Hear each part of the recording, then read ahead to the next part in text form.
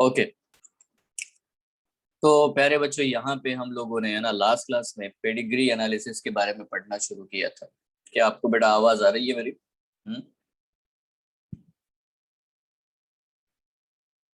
Okay,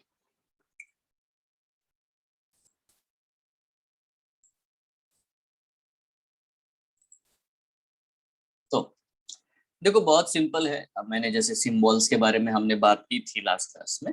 अगर इस तरह से स्क्वायर दिया गया है ब्लैंक, ठीक है, तो वो नॉर्मल मेल को रिप्रेजेंट करता है। और बेटा सर्कल दिया है तो इसको हम लोग बोलते हैं ना कि नॉर्मल फीमेल। बट अगर शेडेड स्क्वायर दिया है तो उसको हम लोग कहते हैं अफेक्टेड मेल, और शेडेड दिया है सर्कल तो affected female. No, bar bodies are not present in all cells of the female. ठीक है, सो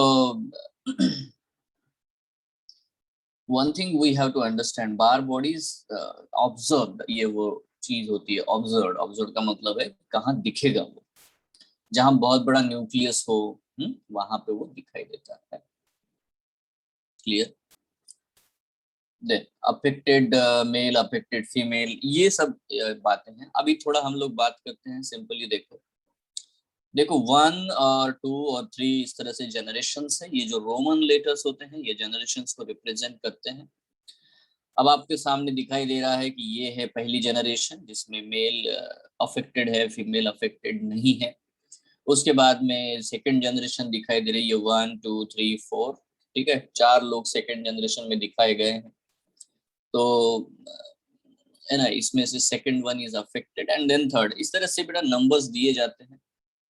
ठीक है, तो बहुत सारे अलग अलग प्रकार के इनहेरिटेंस है। जब भी हम लोग डिसीजेस के बारे में पढ़ेंगे, so there are different types of the inheritance. कौन कौन से हैं? या तो देखो ऑटोजोमल है, एक्स लिंक्ड, या जिसको हम लोग बोल सकते हैं सेक्स लिंक्ड है, वाई लिंक्ड उसमें भी आएगा, एंड देन साइटोप्लाज्मिक। ऐसे 3 प्रकार के बच्चों हमें इनहेरिटेंस देखने को मिलते हैं।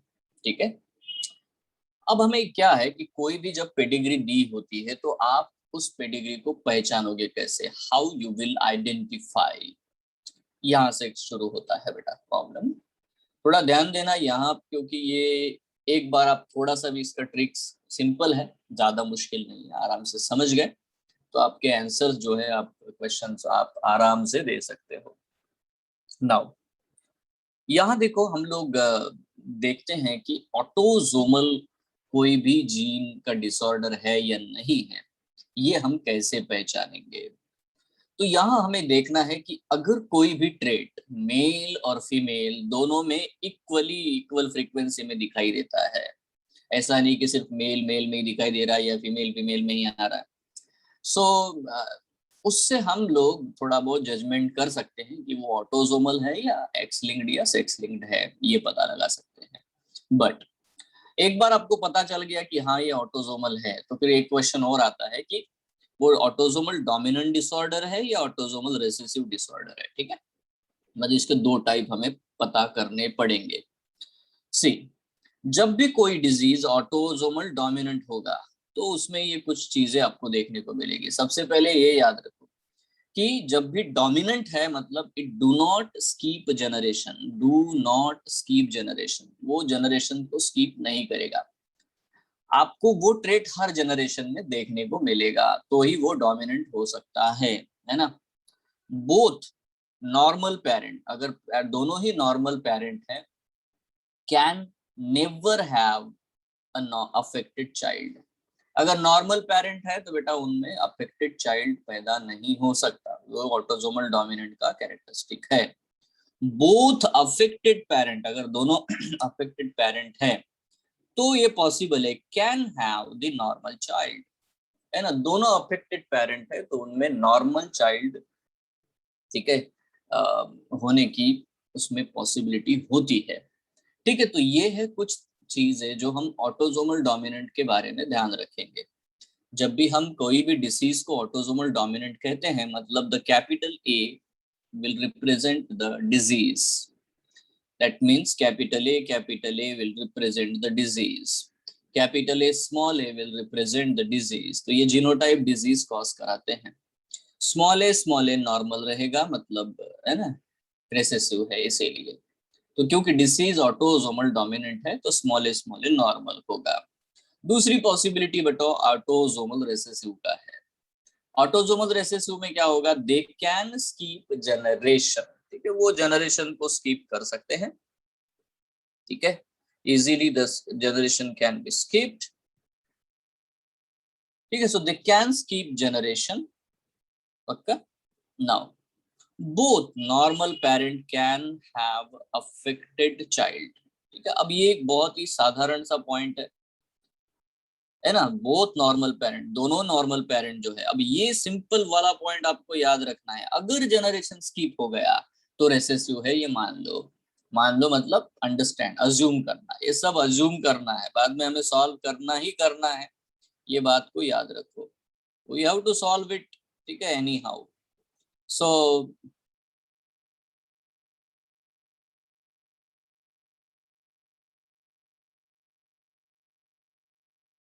both normal parent can have affected child. Both affected parents, both affected, अगर सपोज दोनों ही affected parent है, can never have a normal child. ठीक है, अगर दोनों ही पेरेंट अफेक्टेड है. देखो ये स्मॉल है तो ऑब्वियसली बेटा इनमें जितने भी बच्चे पैदा होंगे वो सब स्मॉल ए वाले ही होंगे, क्योंकि कैपिटल ए है ही नहीं. तो affected parents can never have normal child. बिल्कुल है. Both normal parent can have affected child. Capital A small A, ये दो नॉर्मल पेरेंट है. तो इनको ऐसा बच्चा पैदा हो सकता है ये. ठीक है, बराबर है. ये अफेक्टेड नहीं है, ये नॉर्मल है. इनको ऐसे बच्चा पैदा हो सकता है, कैपिटल ए स्मॉल है. But they also can have this small A. मतलब अगर दोनों पेरेंट नॉर्मल भी है, हेट्रोजाइगस है, नॉर्मल है, तो डेफिनेटली बेटा उनमें है ना अफेक्टेड चाइल्ड पैदा होने के चांसेस है. यस, बट जनरेशन स्किप कर जाती है. देखो आप ये वाली जनरेशन है, इसमें किसी को डिसीज नहीं है, ना मदर को है ना फादर को है, बट नेक्स्ट जनरेशन में अचानक से ये डिसीज आपको दिखाई देता है. So that is what the point, that is the way we have to deal with. Yes, perfect. कोई दिक्कत?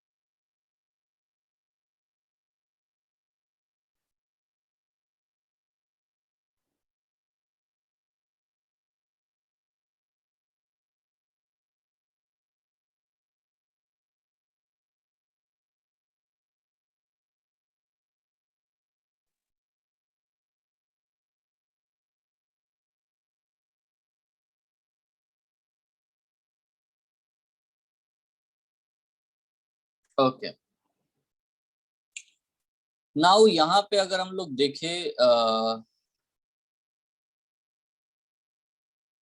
कि जब भी कैपिटल ए होगा, whenever there is a capital A, we have to see that, है ना, disease नहीं होगा. Capital A small A will be normal, capital A will be normal, small A जो होगा उसमें डिसीज होगा.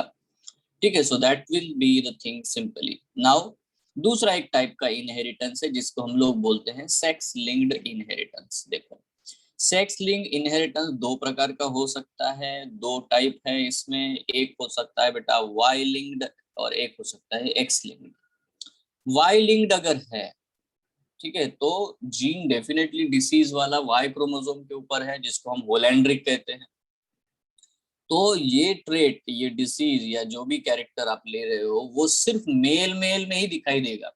फादर से सारे लड़कों में जाएगा, सारे लड़कों से उनके सारे लड़कों में जाएगा.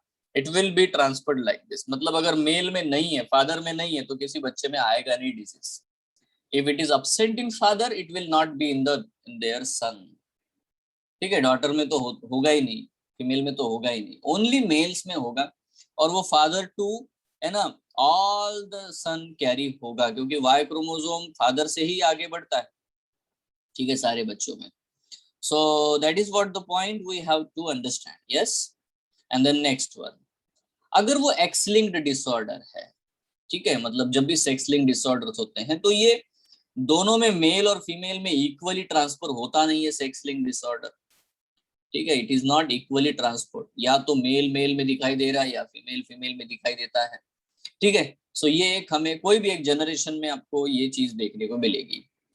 इसके दो टाइप है. एक्स लिंक डोमिनेंट अगर डिसऑर्डर होता है तो देखो, डोमिनेंट है, मैंने आपको बताया कि it do not skip generation, यही उसकी है ना पहचान है, डू नॉट स्कीप जनरेशन. अब इसमें क्या होता है, एक्स लिंक डोमिनेंट अगर कंडीशन होती है तो an affected father will always have all affected daughters. मतलब देखो, ये फीमेल है, शी इज नॉर्मल, ये मेल है, ये अफेक्टेड है, डोमिनेंट जीन है इसके ऊपर, एक्स, है ना. अब क्या होगा, क्योंकि जब भी डॉटर पैदा होती है तो, है ना, one x chromosome is actually provided by the father. ठीक है, तो जितनी भी डॉटर पैदा होगी, सपोज इस एक्स के क्रोमोसोम के साथ ये डॉटर है, सपोज इस एक्स क्रोमोसोम के साथ होती है, तो again same thing will happen. तो जितनी भी डॉटर पैदा होंगी, ठीक है, वो जो है ना, अफेक्टेड ही होंगी. So an affected father always have the affected daughters, सारी डॉटर्स उसके अफेक्टेड होगी, क्योंकि डोमिनेंट है ना भाई, है ना. वो दूसरे एक्स क्रोमोसोम के ऊपर क्या प्रेजेंट है, रेसेसिवनेस, तो वो तो कुछ रोक ही नहीं पाएगा इसको. सो ऑब्वियसली, है ना, x A will cause the disease, capital A, मतलब एक्स से जब भी होगा डिसीज होगा. एक्स ए स्मॉल एक्स ए नहीं, एक्स ये होगा तब भी डिजीज होगा, हेट्रोजाइगस है तब भी. यहाँ पे देखो एक्स ए वाई मेल में भी बेटा, अगर ये कैपिटल में प्रेजेंट है तो इसमें डिजीज होगा. X small A is a normal, तो जब ये होमोजाइगस कंडीशन है तो डिजीज नहीं होगा, नॉर्मल है. और एक्स ए वाई है तो भी बेटा नॉर्मल कंडीशन आपको देखने को मिलती है. ठीक है, यस, क्लियर, कोई कंफ्यूजन है क्या? हम्म.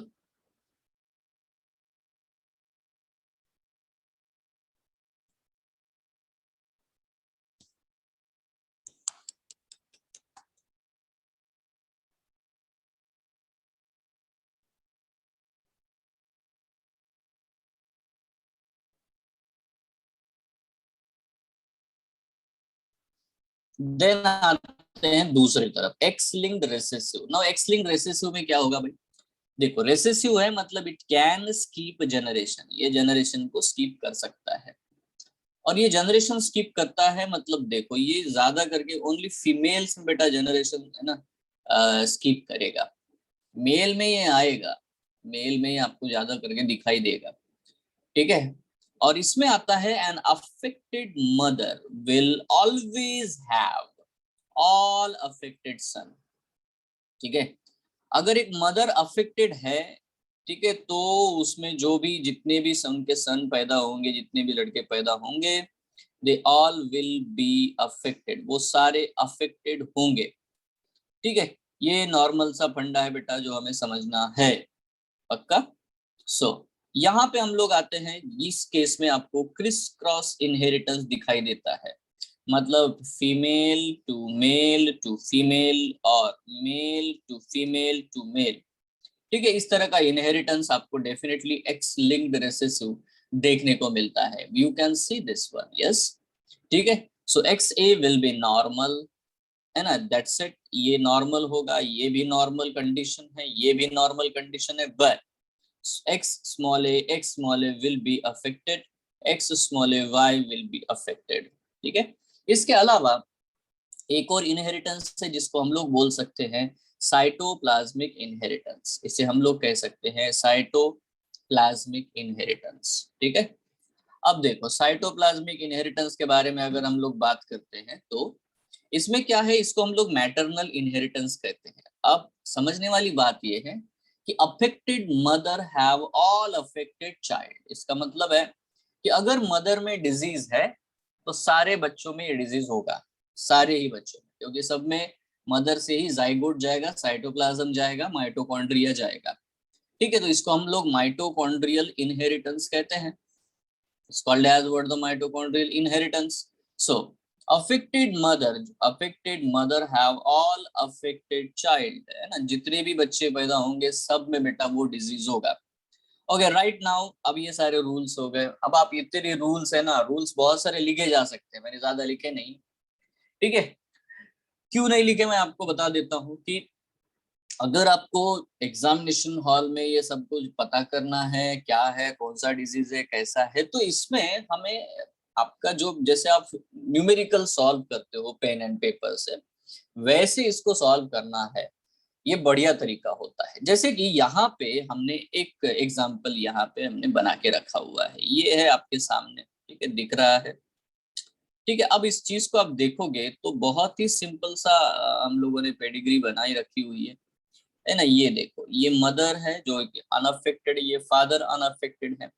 ठीक है, इनको बेटा 3 बच्चे हुए, लड़की है पहली, देन दूसरा लड़का है, इनमें से ये जो दूसरा बच्चा है ना ये अफेक्टेड दिखाई दे रहा है, ऑल दो इन केस, है ना, जो पेरेंट्स है वो अनअफेक्टेड है। तो पहला क्वेश्चन आप अपने आप से क्या पूछोगे? The first thing what you will ask, you know, the first thing, ये सबसे पहले इंपॉर्टेंट है। पहले आप इसको, आप, है ना, अपने आप से ये पूछोगे कि क्या जनरेशन स्कीप हो रही है, नहीं हो रही है। ठीक है, जनरेशन स्कीप हो रही है क्या? तो आंसर है यहाँ पे तो जनरेशन स्कीप हो रही है। इसका मतलब क्या है बेटा, कि आपको ये पहले जनरेशन में डिसीज दिख नहीं रहा और अचानक से यहाँ पे आ गया। तो जब भी जनरेशन स्कीप होती है तो बेटा हमें मान लेना है कि वो रेसेसिव है, इतना ही बस समझो। ठीक है, now suppose if I will draw this one way, this is the thing I will draw here. ये देखो, ये है अफेक्टेड, सेम हमने बनाया है। ठीक है, अब यहाँ पे आप देखोगे तो पहली जनरेशन में भी डिसऑर्डर है, दूसरी जनरेशन में भी डिसऑर्डर है, मतलब, ठीक है। तो यहाँ पे देखो जनरेशन डू नॉट स्कीप हमें दिखाई देता है, will talking about this one. ठीक है, तो इसमें जनरेशन स्कीप नहीं हो रही है तो बेटा हम इसको मान लेंगे ये डोमिनेंट है। तो ये पहला काम आपने करना है। This is what the small simplest thing you have to do. Forget about what is the rule, ये वैसा वैसा नहीं, अभी तो ये नॉर्मल है ना। अब देखो रेसेसिव डोमिनेंट अगर आपको पता चल गया तो आपका नेक्स्ट स्टेप क्या होगा? What should be your next step? Next step is very easy. आपको ये पता लगाना, आपको तो मान लिया आपने ये रेसेसिव है, ठीक है। Now the next step is it autosomal recessive और ए एक्स लिंक्ड रेसेसिव, ये पता लगाना है, करेक्ट है। तो फिर मैं ये सोचता हूँ कि यार देखो यहाँ पे बिल्कुल साफ नजर आ रहा है कि दोनों अफेक्टेड नहीं है पेरेंट्स, और तब भी उनको एक अफेक्टेड चाइल्ड पैदा हुआ है। ठीक है, तो मैं क्या करता हूँ, देखो इनमें अगर, है ना, रेसेसिव कंडीशन है तो मेल, ये जो फीमेल है इसके बारे में अगर सोचूं तो ये फीमेल मस्ट बी हेट्रोजाइगस और मेल भी हेट्रोजाइगस, तभी तो ये बच्चा हो सकता है। ऐसा नहीं तो आ सकता है क्या? बिल्कुल भी नहीं। इसीलिए मैंने लास्ट क्लास में भी आपको बताया था कि ये बात आप एकदम गांठ बांध लो कि जब भी आप नॉर्मल पेरेंट्स लेते हो या अफेक्टेड भी लेते हो, है ना, डोमिनेंट में अफेक्टेड भी है तो हेट्रोजाइगस लो। ठीक है, रेसेसिव में अफेक्टेड है तो हेट्रोजाइगस लो। हेट्रोजाइगस लोगे तो आपको सामने के रिजल्ट्स आते हैं, है ना। तो यहाँ पे अगर देखो, आप अगर ये करते, ये फीमेल को कैपिटल ए कंसिडर करते तो ऐसा बच्चा तो पैदा होने से रहा, इट्स नॉट पॉसिबल। ठीक है, यस। तो मुद्दे पे आते हैं, यहाँ बहुत ही सिंपल है ना। सो ऑब्वियसली अब यहाँ आप डेफिनेटली बेटा ये जो दोनों बच्चे लड़कियां है, गर्ल्स है, गर्ल्स के केस में तो आपको समझ में आ गया, इधर इनका, है ना, ए होगा या तो कैपिटल स्मॉल ए होगा, या तो इनका जीनोटाइप, है ना, दोनों का ही ऐसे होगा। तो they will ask two different types of questions. वो कभी वही पूछते हैं कि बताओ ये कौन से प्रकार का डिसऑर्डर है, ऑटोसोमल डोमिनेंट है, ऑटोसोमल रिसेसिव है, एक्स लिंक्ड डोमिनेंट है, ये वाला क्वेश्चन पूछते हैं। और नीट वाले एक और क्वेश्चन पूछते हैं, वो क्या होता है, वो पूछते हैं कि क्या आप बता सकते हो कि सेकंड जनरेशन में जो थर्ड कैंडिडेट है, थर्ड इंडिविजुअल है, उसका जीनोटाइप क्या हो सकता है। तो अभी तो आपके सामने मैंने बना दिया है, ठीक है। उसका जीनोटाइप या तो कैपिटल ए हो सकता है, या तो कैपिटल ए स्मॉल ए हो सकता है। ऐसे दोनों ऑप्शन वहां पे दिए रहेंगे, या एक ही ऑप्शन में दोनों चीजें दी रहेंगी, आपको बताना है। You have to tell yes और नो, है ना। या तो वो पूछ लेंगे कि डोमिनेंट है कि रिसेसिव, ये बताओ। तो देखो एनी केस, किसी भी केस में आपको पहले तो ये पता करना पड़ेगा कि ये रिसेसिव है या डोमिनेंट है। ओके चलो, मुझे पता चल गया। और ये मैंने करके देखने पे मुझे दिख भी रहा है कि ये ऑटोसोमल है, ऑटोसोमल रिसेसिव है, ऑब्वियसली बेटा, है ना, ये ऑटोसोमल रिसेसिव है। ठीक है, एक डाउट के साथ हम लोग करते हैं कि रिसेसिव है ना, तो क्या ये भी पॉसिबल है कि ये एक्स लिंक्ड रिसेसिव हो। So let's do it. Suppose बेटा ये एक्स एक्स है, तो देखो यहाँ पे, है ना, देन एक्स वाई है। अगर ये एक्स लिंक्ड रिसेसिव होता तो मेल में, है ना, इसका अलील नहीं प्रेजेंट है, और मेल डिसीज्ड ही होता, बट फादर नॉर्मल है, तो है ना, फादर में एक्स क्रोमोसोम के ऊपर उसका रिसेसिव वाला जीन प्रेजेंट है नहीं। मान लेते हैं फीमेल पे प्रेजेंट है, मतलब female mother is a carrier. अगर मदर कैरियर लेते हैं तभी हमें आंसर आएगा बेटा, तभी हमें आंसर आएगा। देखो, है ना, यहाँ पे हमें ये वाला एक्स क्रोमोसोम जो वाई क्रोमोसोम के साथ आएगा, बाकी डॉटर्स तो नॉर्मल होंगी एक्स एक्स, ठीक है। Daughter will be normal, sure है। या तो, है ना, डॉटर विल बी कैरियर, ये पॉसिबिलिटी है, but the male will be always, है ना, मतलब देखो ये वाला वाई क्रोमोसोम और इस एक्स क्रोमोसोम के साथ आ गया तो ही अफेक्टेड हो सकता है। मतलब बहुत रेयर चांस है बेटा यहाँ पे। बट आपको ये समझना है कि हम इसको, इस फीमेल को जबरदस्ती यहाँ पे ऐसा पॉइंट देंगे और इसको जबरदस्ती हम लोग कैरियर मानेंगे, ऑल्दो आपके पेडिग्री में दिया नहीं है। तो इसीलिए मैं इसको एक्सेप्ट नहीं करता, मतलब ये एक्स लिंक्ड रिसेसिव नहीं है। Are you sure? ये जो पेडिग्री है it's not X linked recessive. Why? क्योंकि देखो मदर को हमें मानना पड़ रहा है कि वो एक्स लिंक्ड जो रेसेसिव डिसऑर्डर है उसके लिए कैरियर है, ठीक है। ये बात आपको समझनी है। तो ऐसा कुछ यहाँ पे दिया नहीं उन्होंने, है ना, तो हमें जबरदस्ती में किसी भी कंडीशन में एक्स लिंक्ड मतलब कैरियर कंसिडर करके आंसर लाने की जरूरत नहीं होती। मैंने बहुत सारे बच्चों को देखा है, जब वो आंसर नहीं पाते हैं तो बिल्कुल वो फीमेल को, मदर को कैरियर मान लेते हैं। कैरियर क्यों मान रहे हो, उसने देना चाहिए कैरियर। सो एनीवे, सो ये हमारा आंसर आ चुका है ऑटोसोमल डोमिनेंट। क्या बेटा आपको ये क्लियर है जो मैंने बताया? ये वाला समझ में आया जो मैंने एक्स एक्स वाली कार्यक्रम बात बताई, है ना। तो ये इसलिए करके दिखाया, जो नीचे है वो इसलिए मैंने करके दिखाया ताकि आपको अंडरस्टैंडिंग रहे कि यार रॉन्ग है ये, है ना। हम जबरदस्ती खींच खींच के ला रहे हैं, इसमें भी चांसेस है कि लड़का जो है नॉर्मल पैदा हो सकता था, ठीक है। तो ये बहुत प्रोमिनेंटली बेटा ऑटोसोमल रिसेसिव है। Now what about this one, इसके बारे में क्या बताओगे आप लोग? जनरेशन स्कीप हुई है तो ये क्या है बच्चों? डोमिनेंट है, ऐसा हमने अज्यूम कर लिया। लेट्स फर्स्ट अज्यूम कि it is an autosomal dominant. Okay, so if it is an autosomal dominant, अगर ये ऑटोसोमल डोमिनेंट है बच्चों, तो हम लोग कैसे लिखेंगे इसको? देखो, अगर ये डोमिनेंट है तब भी मैं इसको कैपिटल ए स्मॉल ए ऐसा लिखूंगा, ठीक है। और देखो मेल अगर उसमें डिसीज है नहीं, मतलब यही पॉसिबिलिटी है कि डिसीज नहीं होने की, तो daughter should be small A, yes, small A, yes, and this boy is yes like this. तो ये पॉसिबल है, this is autosomal dominant, yes it is possible, है ना। ये हमें ऑटोसोमल डोमिनेंट डेफिनेटली लग रहा है। बट वन थिंग अगेन, हमारे मन में अगर डाउट है तो हम लोग करके देख सकते हैं कि क्या ये ऑटोसोम एक्स लिंक्ड डोमिनेंट है। So let's do it. हम लोग फीमेल को मानते हैं, ये जो फीमेल है ये ऑटोसोमल डोमिनेंट है, ठीक है, मतलब उसमें डिजीज है ना, उससे, है ना, एक्स वाई नॉर्मल है, ठीक है। देन अब बात समझो, ये वाला एक्स क्रोमोसोम अगर इस एक्स क्रोमोसोम के साथ आ गया तो नॉर्मल डॉटर पैदा होगी, ठीक है, ये एक पॉसिबिलिटी है। दूसरा, ये वाला एक्स क्रोमोसोम और इस क्रोमोसोम के साथ आ गया तो बेटा अफेक्टेड डॉटर पैदा होगी। मतलब यहाँ पे अफेक्टेड डॉटर पैदा होने के चांसेस है। इवन यहाँ पे आप देख सकते हो, बराबर है, तो ये चीज हो सकती है, बट यह भी हुआ है, ये भी हुआ है, ठीक है, तो ये ही पॉसिबिलिटीज आई होंगी इसमें, ठीक है, और इसमें, ठीक है, ये कंडीशन आई ही नहीं, प्रोबेबिलिटी है ना, प्रोबेबिलिटी आ सकता है, तो नहीं आया, ठीक है। अच्छा, मेल में भी प्रोबेबिलिटी है बेटा, दो प्रकार के बच्चे हो सकते हैं, लड़के, देखो वाई क्रोमोसोम इस एक्स के साथ आ गया तो नॉर्मल बच्चा पैदा होगा, और वाई क्रोमोसोम अगर ये अफेक्टेड के साथ में आ गया तो अफेक्टेड बच्चा पैदा होगा, तो ये पैदा हो सकता है, तो इसमें ये केस आपको देखने को मिलती है, ठीक है।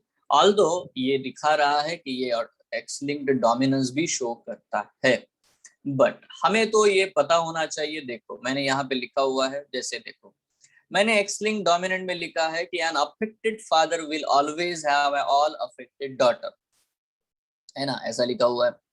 एक्स लिंक्ड रिसेसिव में लिखा है an affected mother will always have all affected son, आपको दिखाई दे रहा है, an affected mother will always have all affected son. अगर इस रूल के हिसाब से जाओगे तो क्या यहाँ पे मदर अफेक्टेड है? हाँ है।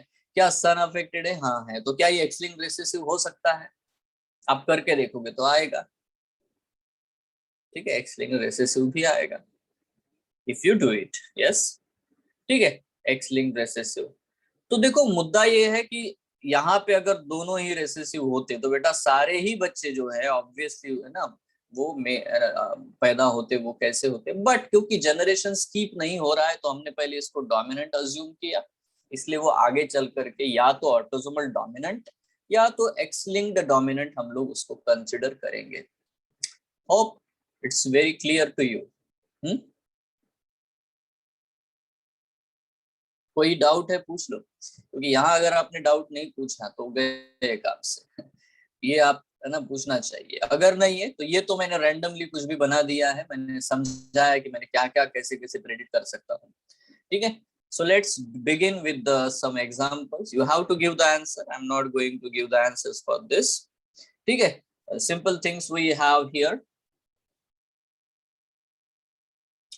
See, ये देखो, ये है normal mother as well as what the affected father, ठीक है। यहाँ पे बेटा एक कंप्लीट जनरेशन हमारे सामने है, ठीक है। Let's change it. ये देखो, ये डॉटर पैदा हो गई, ये एक इनको लड़का हुआ है, ये एक लड़की हुई है, ये एक लड़का हुआ है, ठीक है। तो इनको चार बच्चे पैदा हुए, ठीक है। देखो लड़की जो पैदा हुई है वो अफेक्टेड है, अगेन जो एक और गर्ल पैदा हुई वो भी अफेक्टेड है ना। इसकी बेटा मैरिज हो गई है एक नॉर्मल बंदे के साथ में, है ना, और इनको बच्चा हुए हैं, ये देखो आप देख सकते हो लाइक दिस वन। अगेन इनकी भी शादी हो गई है, ये देखिए। Now this is the point, girl girl girl, done, ठीक है। Now identify which type of disease it is. Is it a autosomal dominant recessive or X-linked dominant recessive or Y-linked or cytoplasmic inheritance? ठीक है, अब आपको पहचानना है और बताना। तो नंबर वन थिंग आपको ये चीज पूछनी है खुद से कि सर जनरेशन स्कीप हो रही है कि नहीं हो रही है, ये पहला आप लोग पूछो। अगर आप ऐसा करते हो तो आपके लिए बेहतर होता है। इज इट जनरेशन स्कीपिंग और नॉट, आप बता सकते हो क्या? तो आंसर आता है कि यहाँ जनरेशन स्कीप नहीं हो रही है ना, जनरेशन स्कीप नहीं हो रही। पहले जनरेशन में भी डिसीज है, दूसरे जनरेशन में भी डिसीज है, तीसरे जनरेशन में भी है, तो ऑब्वियसली मैंने इसको 100% कंसिडर कर लिया कि it is N dominant one, ठीक है, ये डोमिनेंट है, हो गया। अब क्वेश्चन आएगा कि इज इट ऑटोसोमल डोमिनेंट और एक्स लिंक्ड डोमिनेंट, है ना, ऑटोसोमल डोमिनेंट और x linked dominant. Affected father have all affected daughter, ये बहुत इंपॉर्टेंट चीज यहाँ पे आपको दिखाई देती है। ठीक है, दिख रहा है आपको, अफेक्टेड फादर को अफेक्टेड डॉटर्स है।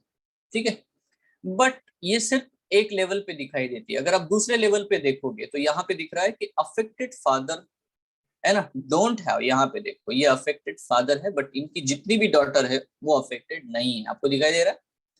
तो जैसे यहाँ पे मैंने आपको बताया कि एक्स लिंक्ड डोमिनेंट में मैंने एक रूल अंडर है, an affected father will always have all affected daughter. तो हमें यहाँ सेकंड इसमें देखने को मिलता है कि affected father have normal daughters also, yes और नो? क्या दिख रहा है आपको? बराबर है ना? हाँ, तो इस केस में मुझे ये दिखाई दे रहा है कि अरे यार यहाँ तो गड़बड़ है। इसका मतलब ये पॉसिबिलिटी है कि ये एक्स लिंक डोमिनेंट नहीं है। ये क्या हो सकता है फिर? Autosomal dominant. ठीक है, चलो करके देख लेते हैं। If you solve it you will know it. ठीक है, अगर आपको ये रूल्स एग्जामिनेशन हॉल में याद नहीं करने हैं तो डोंट वरी, बस आपको डोमिनेंट है ना कि रेसेसिव स्किप हो रहा है नहीं स्किप हो रहा है इतना पता कर लो, और बाद में खुद ही लिखना शुरू कर दो। जैसे कि देखो ये फीमेल है, अगर मैंने डोमिनेंट माना तो ये फीमेल कैसी होगी बेटा? फीमेल कैसी होगी? ये डोमिनेंट माना उसको मैंने, ऑटोसोमल डोमिनेंट डिसीज, तो ये फीमेल स्मॉल ए होगी कि नहीं? तभी तो उसको नॉर्मल कंडीशन है ना, ऑटोसोमल डोमिनेंट डिसीज है। और ये मेल को लेते हैं हेट्रोजाइगस, कैपिटल ए स्मॉल ए। तो ये जो लड़की पैदा होगी ये कैपिटल ए स्मॉल ए, ये स्मॉल ए, ये कैपिटल ए स्मॉल ए, ये भी कैपिटल ए स्मॉल ए, ये स्मॉल ए है ना। मैंने कहा है कि जो अफेक्टेड दिखाई भी देते हैं डोमिनेंट उनको तो हेट्रोजाइगस ले लो। अगर ऐसा है तो देखो ये स्मॉल ए और स्मॉल ए आ सकता है इस लड़की में, है ना। इसका जीनोटाइप कैपिटल ए स्मॉल ए दोनों पॉसिबल है, और इसका जीनोटाइप स्मॉल ए पॉसिबल है, बिल्कुल है। नाउ सी हियर, ये स्मॉल ए है तो ये इसमें बेटा पॉसिबिलिटी है, एंड इसमें ये पॉसिबिलिटी है। तो सॉल्व करने के बाद हमें दिखाई दे रहा है कि यस ये एक ऑटोसोमल डोमिनेंट है। This is an autosomal dominant. Will it fail if we do with the X linked one? Yes, अगर हम लोग एक्स लिंक लेके करते हैं तो क्या ये हमारा फेल हो जाएगा कार्यक्रम? ठीक है, लेट्स ट्राई इट। फीमेल है ना, मतलब हम इसको एक्स लिंक डोमिनेंट मानते हैं, तो देखो female is only X, she is not carrier E1। ठीक है, जबरदस्ती उसको कैरियर लेके नहीं चलने का, कैरियर डोमिनेंट में भी आता ही नहीं है ना, कैरियर सिर्फ एक्स लिंक रेसेसिव में आता है, तो इसमें जरूरत भी नहीं है। मेल में वो कैरेक्टर प्रेजेंट है, वो अफेक्टेड है। Now understand this. ठीक है, तो यहाँ पे क्या हो रहा है, यहाँ बहुत सिंपली हमें पता चलता है कि जो पहली लड़की हुई है उसमें फादर का एक्स क्रोमोसोम आएगा ही आएगा, है ना, सॉरी, फादर का एक्स क्रोमोसोम आएगा ही आएगा, तो ये है अफेक्टेड। उसके बाद ये लड़का है, लड़के में बिल्कुल मदर से एक्स क्रोमोसोम आया है, वाई क्रोमोसोम फादर से आया हुआ है। फिर से लड़की पैदा हुए, उसमें फादर से जो है डोमिनेंट वाला आ गया है, लड़के में बिल्कुल ऐसा ही हुआ है। तो यहाँ तक तो बिल्कुल सूट हो रहा है, मतलब इसके बारे में हमने सोचा, इसके बारे में, तो ये परफेक्ट है। अभी भी एक्स लिंक डोमिनेंट मुझे लग रहा है ना, क्योंकि यहाँ तक तो सॉल्व हो चुका है। Let's see this case. इस केस में इसकी शादी जो हुई है वो अफेक्टेड बंदे से हुई है, मतलब ये भी X-Y है। Now can you see any possibility of, है ना, getting a normal daughter?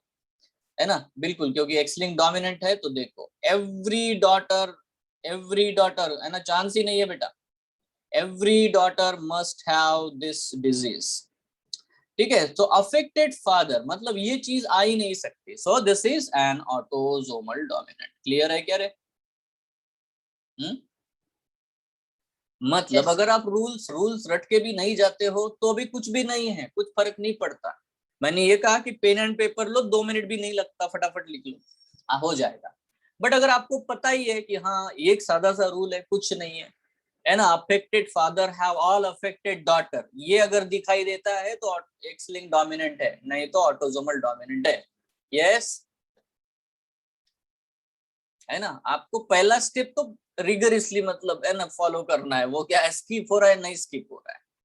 And if this is, है ना, you are confident you can do it. Yes, let's do another one. देखो ये बिल्कुल उसके जैसा ही है, यहाँ पे बिल्कुल वही काम करते हैं हम लोग, सेम टू सेम, है ना, अफेक्टेड फादर। नाउ यहाँ पे एक जनरेशन आई है, पहली जनरेशन मैं यहाँ बना रहा हूँ। ये जनरेशन में डॉटर अफेक्टेड नहीं है, फादर अफेक्टेड, सॉरी सन है, यहाँ पे अफेक्टेड सन है एंड नॉर्मल। देखो यहाँ पे आपको 100% दिखाई दे रहा है कि अफेक्टेड फादर जो है ना, पहली जनरेशन में do not have the affected daughter. तो किसी भी सेंस में क्या ये ऑटोजो एक्स लिंक डोमिनेंट हो सकता है क्या? इनकी शादी हुई है नॉर्मल के साथ में, नॉर्मल के साथ शादी हुई, इनको बच्चे पैदा हुआ, एक नॉर्मल सन और एक डॉटर पैदा हुई जो कि नॉर्मल नहीं है। ठीक है, इनकी शादी हुई है एंड देखो यहाँ पे एक डॉटर, दूसरी डॉटर, सारी डॉटर नॉर्मल डॉटर पैदा हुई है। अब आपको डेफिनेटली बेटा एक मैं सिंपल क्वेश्चन पूछूंगा कि इज इट, है ना, रिसेसिव और डोमिनेंट? इज इट रिसेसिव और डोमिनेंट, ये पहले पता करो। इज इट रिसेसिव और डोमिनेंट? अब आप बोलोगे सर एवरी जनरेशन में है, ठीक है, इसीलिए तो यहाँ पे मैं आपको सबको, सब लोग बिल्कुल अगर नींद में हो ना तो आंखें खोल के देखो, मैं एक चीज बताना चाहता हूँ। ठीक है, यहाँ आप गलती कर जो है तो मुश्किल हो जाती है एग्जामिनेशन में। Just I will show something, keep in mind. मान लेते इस कपल को सिर्फ एक ही लड़की पैदा होती, जिसको मैं यहाँ पे पिंक कलर से इंडिकेट कर देता हूँ, ये आप सिर्फ इसका ध्यान रखो, only just see this one. ठीक है, मान लो ये सब नहीं है इनकी जिंदगी में, ठीक है, तो बेटा क्या बोलोगे, ये रिसेसिव है या डोमिनेंट है? क्या बोलोगे? जनरेशन स्किप हो रही नहीं हो रही? मतलब ऐसा किया ना उसने कि एक जनरेशन स्किप किया फिर बाद में नेक्स्ट जनरेशन में आ गया।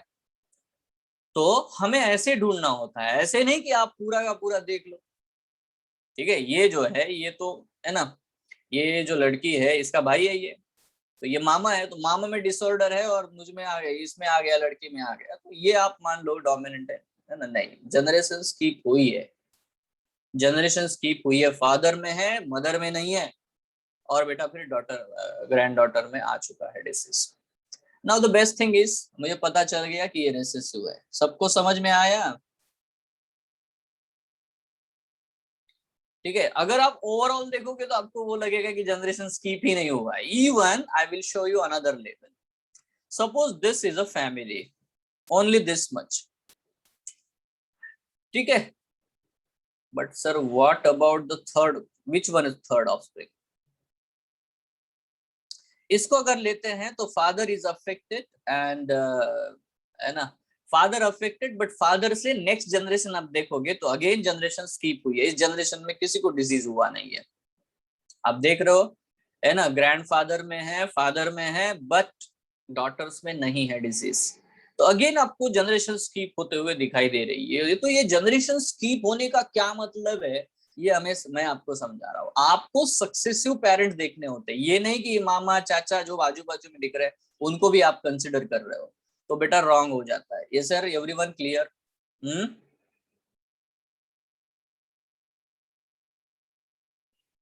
अरे क्लियर है? Yes sir. तो ये है रेसेसिव। ठीक है, तो क्योंकि दोनों ही समय मुझे जनरेशन कीप होते हुए दिखाई दे रही है। यस, नाउ अब मुझे जैसे कि समझ में आ रहा है कि अगर ये रेसेसिव है तो इसमें क्या पॉसिबिलिटी है। पहला, या तो ये ऑटोसोमल रेसेसिव हो सकता है या तो एक्स लिंक्ड रेसेसिव हो सकता है। नाउ आपके टाइम में बेटा आप बताओ ये क्या हो सकता है, is it X linked recessive और ऑटोसोमल रेसेसिव? वही तो बता रहा हूँ बेटा, यही तो समझना है। एनी ऑफस्प्रिंग क्या होता है? आप अगर इतना ही पेडिग्री लेते तो क्या बोलते आप इसको, डोमिनेंट या रिसेसिव?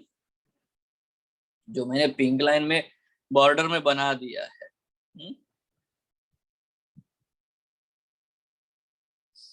अब यार देखो ये बहुत आसान है, यहाँ पे क्रिस क्रॉस इनहेरिटेंस हो रहा है क्या, ये चेक करो। क्रिस क्रॉस का मतलब होता है ग्रैंडफादर, मतलब मेल फीमेल मेल, ऐसा आया क्या डिसीज? देखो ये ग्रैंडफादर में डिजीज है, मदर कैरियर है और डॉटर में आ गया, ऐसा है क्या?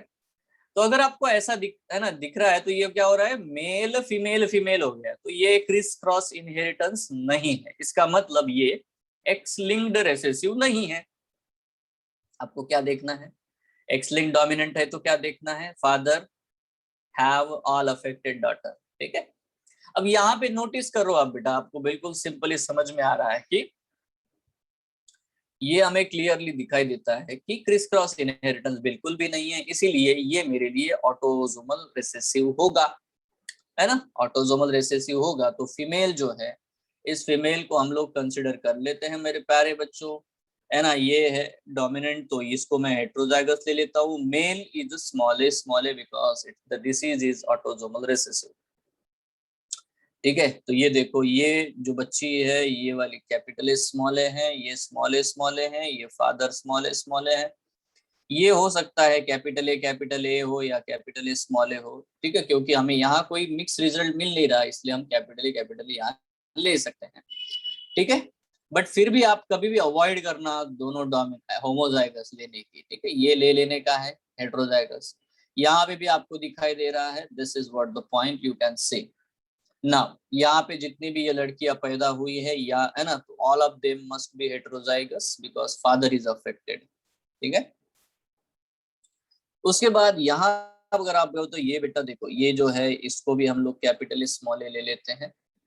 ठीक है, नाउ ये जो लड़का है ये कैपिटल ए या कैपिटल स्मॉल ए वाला हो सकता है, but this daughter is small A, that's it, done. ठीक है, and if you don't believe it, just x linked recessive है क्या ये करके देख लो, आपको आंसर मिल जाएगा। You will get the answer, you know, is it X linked recessive अभी है कि नहीं है करके देखो, आपको आ जाता है आंसर। ठीक है, तो definitely it's an autosomal recessive condition. Yes everyone,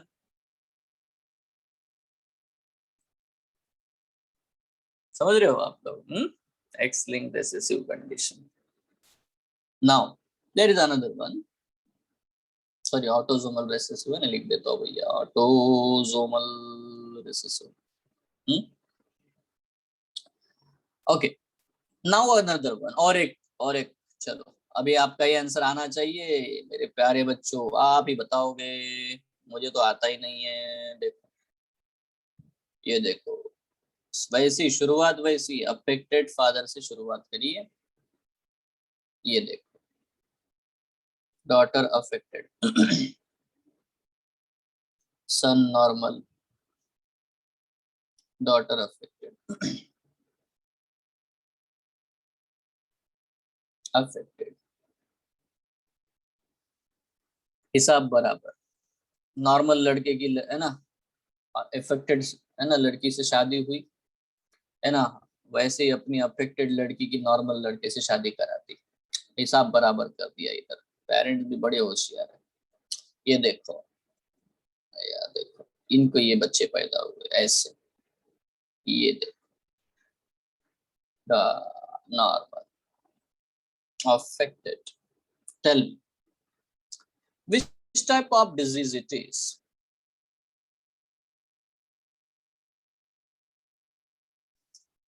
है ना, आपका दिमाग बहुत तेज काम कर रहा है, ये समझ लो क्यों, पता है, क्योंकि आपको ये मैंने अभी इतनी बार बता दिया कि एक है ना affected father have all affected daughter.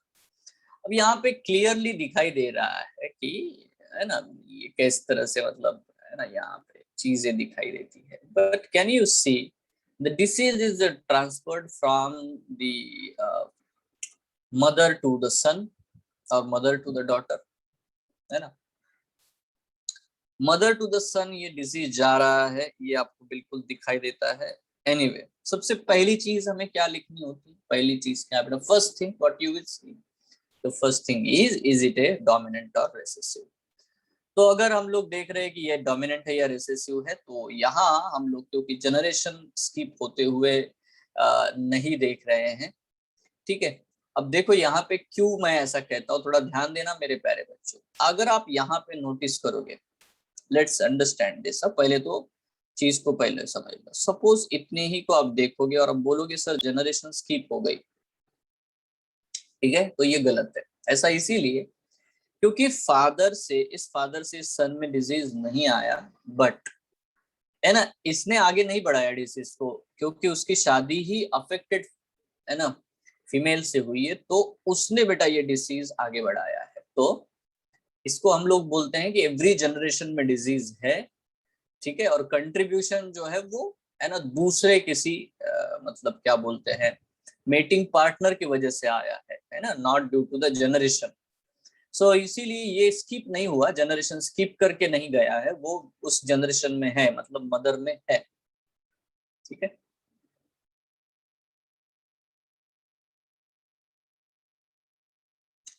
तो यहाँ पे ये क्लियर है, आपको चीजें दिखाई दे रही है, ओके। अब यहाँ पे क्वेश्चंस आते हैं बहुत सारे।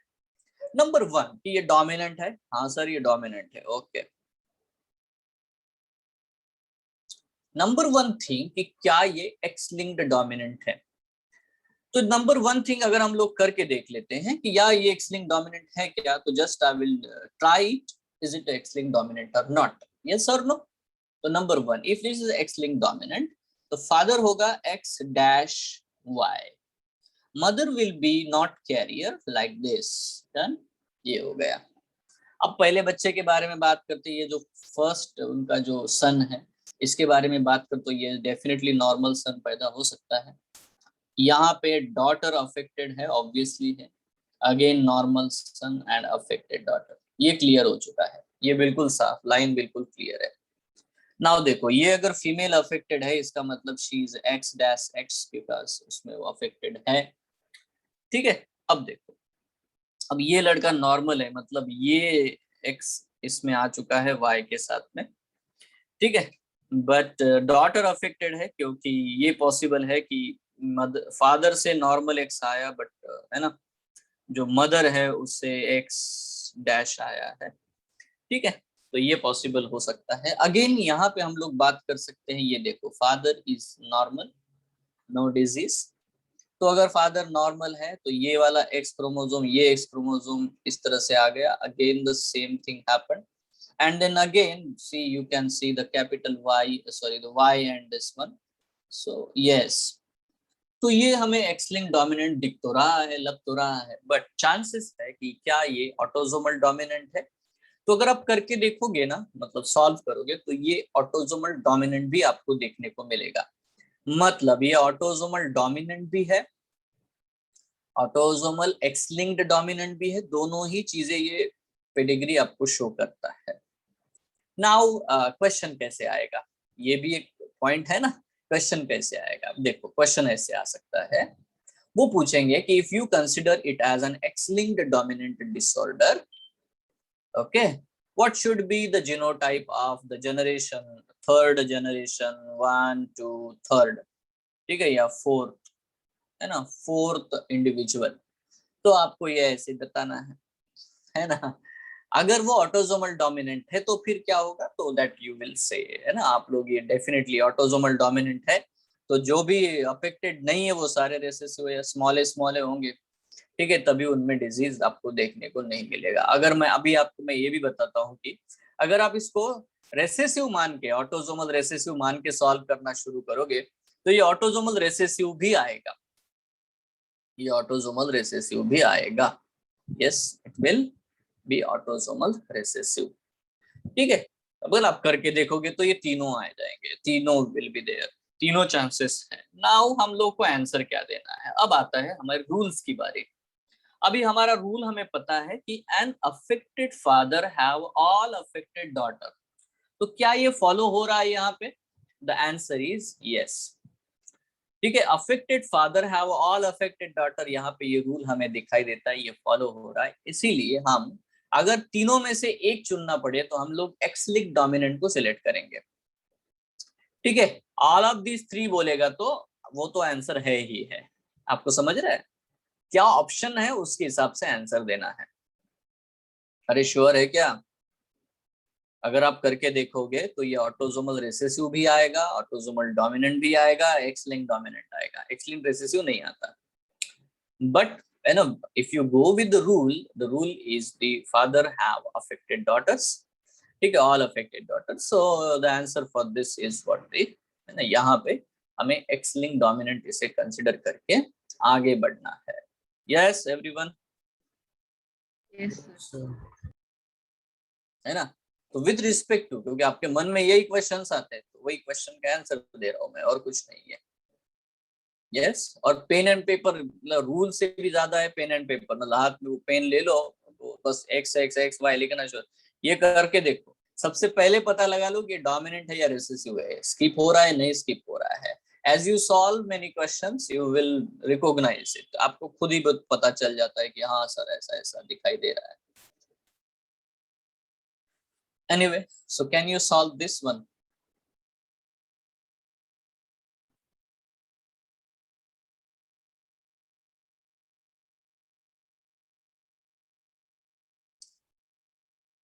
लड़की, लड़की, लड़का, लड़का, बधाई हो। बताओ क्या है, क्या है ये?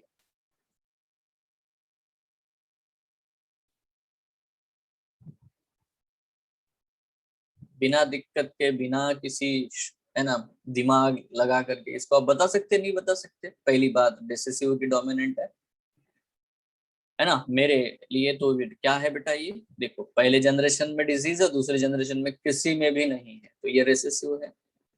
एंड ऑब्वियसली यहाँ पे ना कोई क्रिस क्रॉस का पता चल रहा है, nothing else, so what we call it, it is an autosomal recessive. It's so simple, yes और नो, है ना? Again let's do it.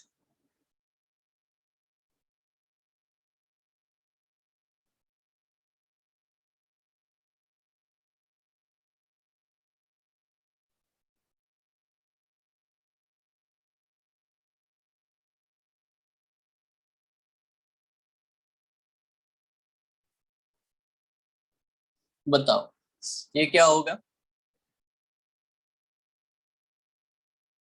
ये क्या होगा? सिंपल है ना बेटा, ये भी तो ऑटोसोमल रिसेसिव है। देखो यहाँ पे है ना, पेरेंट में बिल्कुल भी आपको बेटा केस दिखाई नहीं दे रही है, और बच्चों में आ गया, दोनों में ही दिखाई दे रहा है, मेल में भी है फीमेल में भी है। ठीक है, तो ये ऑटोसोमल रिसेसिव है। Sure. Next one.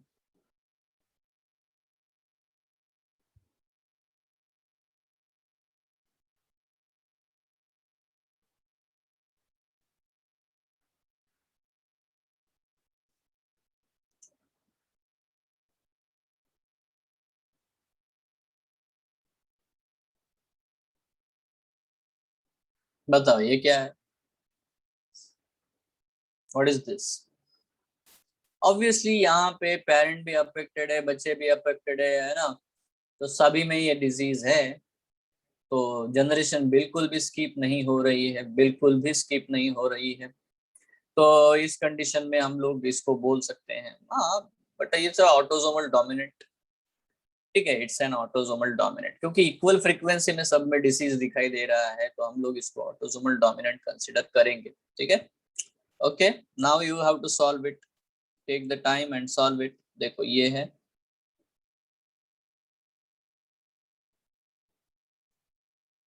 Normal daughter, affected son, normal daughter, affected सन।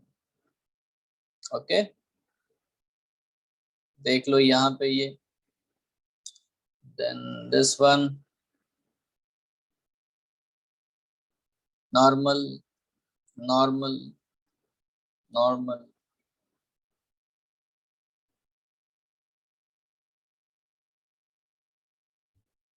बताओ ये क्या हो सकता है?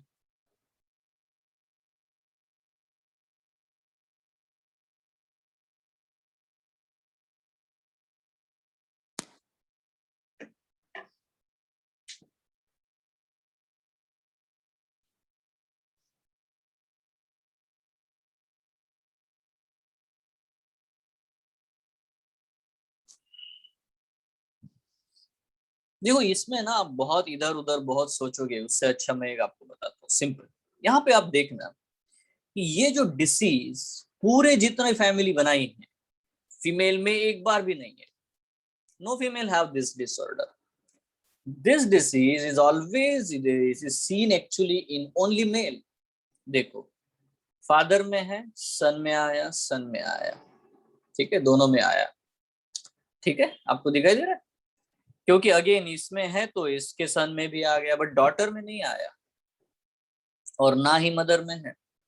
डॉटर में नहीं आया, ना ही मदर में है, डॉटर में नहीं आया, डॉटर में नहीं आया। देखो ये फादर नॉर्मल है, तो इसको नॉर्मल ही सन पैदा हुए हैं। तो बेटा ये है वाई लिंक्ड। कैसा है बेटा, ये वाई लिंक्ड है। समझ में आ रहा है आपको, है ना। वाई क्रोमोसोम के ऊपर डिसीज है तो आया इधर, लड़के में आया, हर लड़के में आएगा, एवरी जाएगा आगे आगे आगे आगे, बॉयज में जा रहा है।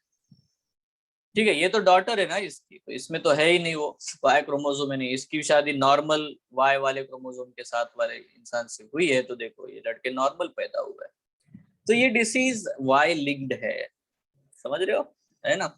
You can do better things, जैसे ऑटोजोमल ये वो सब आप करते रहो, है ना। बट ये एक चांस, मैंने एग्जांपल आपको बताया कि ये वाई लिंक्ड है। यस। और एक ये देखो यहाँ पे ऐसे ऐसे किया है।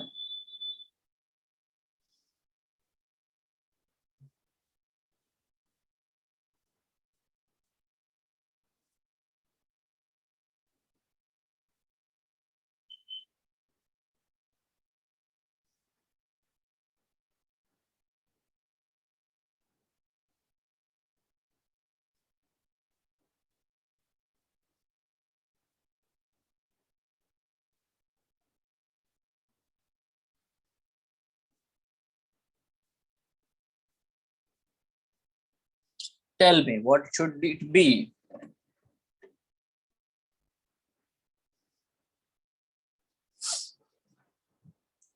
तो if you see this in very carefully, अगर आप इसको केयरफुली देखोगे तो आपको दिखेगा यहाँ पे कि ये मदर में है, और मदर में है तो सारे बच्चे अफेक्टेड है, ऑल चाइल्ड। अब ये जो लड़का है ना, इसकी शादी एक नॉर्मल फीमेल के साथ हुई, तो देखो सारे बच्चे नॉर्मल है। बट यहाँ देखो ये मदर है, यहाँ पे इसकी नॉर्मल मेल के साथ शादी हुई, तो यहाँ पे देखो सारे बच्चे अफेक्टेड है। तो ये है मैटरनल इनहेरिटेंस, है ना। It's a cytoplasmic inheritance, that is maternal inheritance.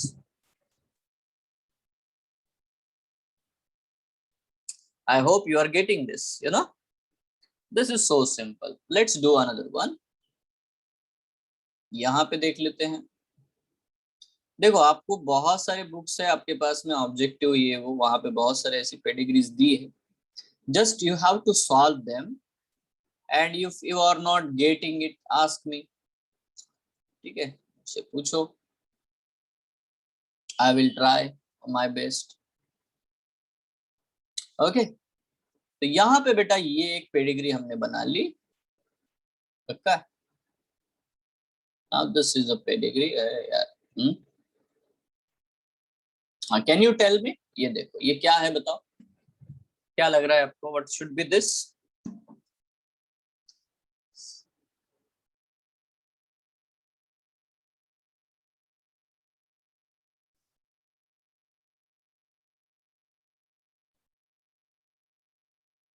क्या है बेटा, बोलो।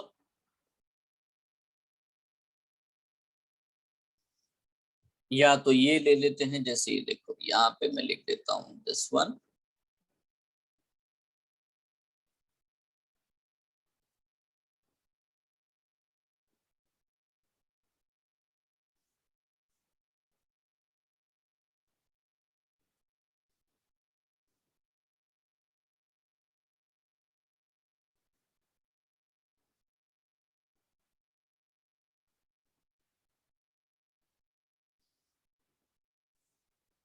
तो ये है ना, मतलब ये आपको दिखाई दे रहा है, ये दिखाई दे रहा है। पहला वाला क्या है, पहला वाला क्या बोल रहे हो आप।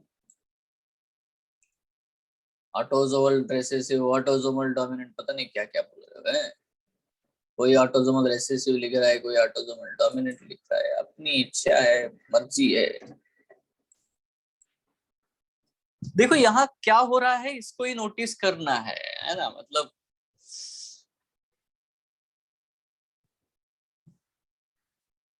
ये आप अगर सीधा इसको देखोगे, मतलब even just just in simple thing, मतलब इतने ही पोर्शन को देखोगे तो आपको क्या दिखाई देता है।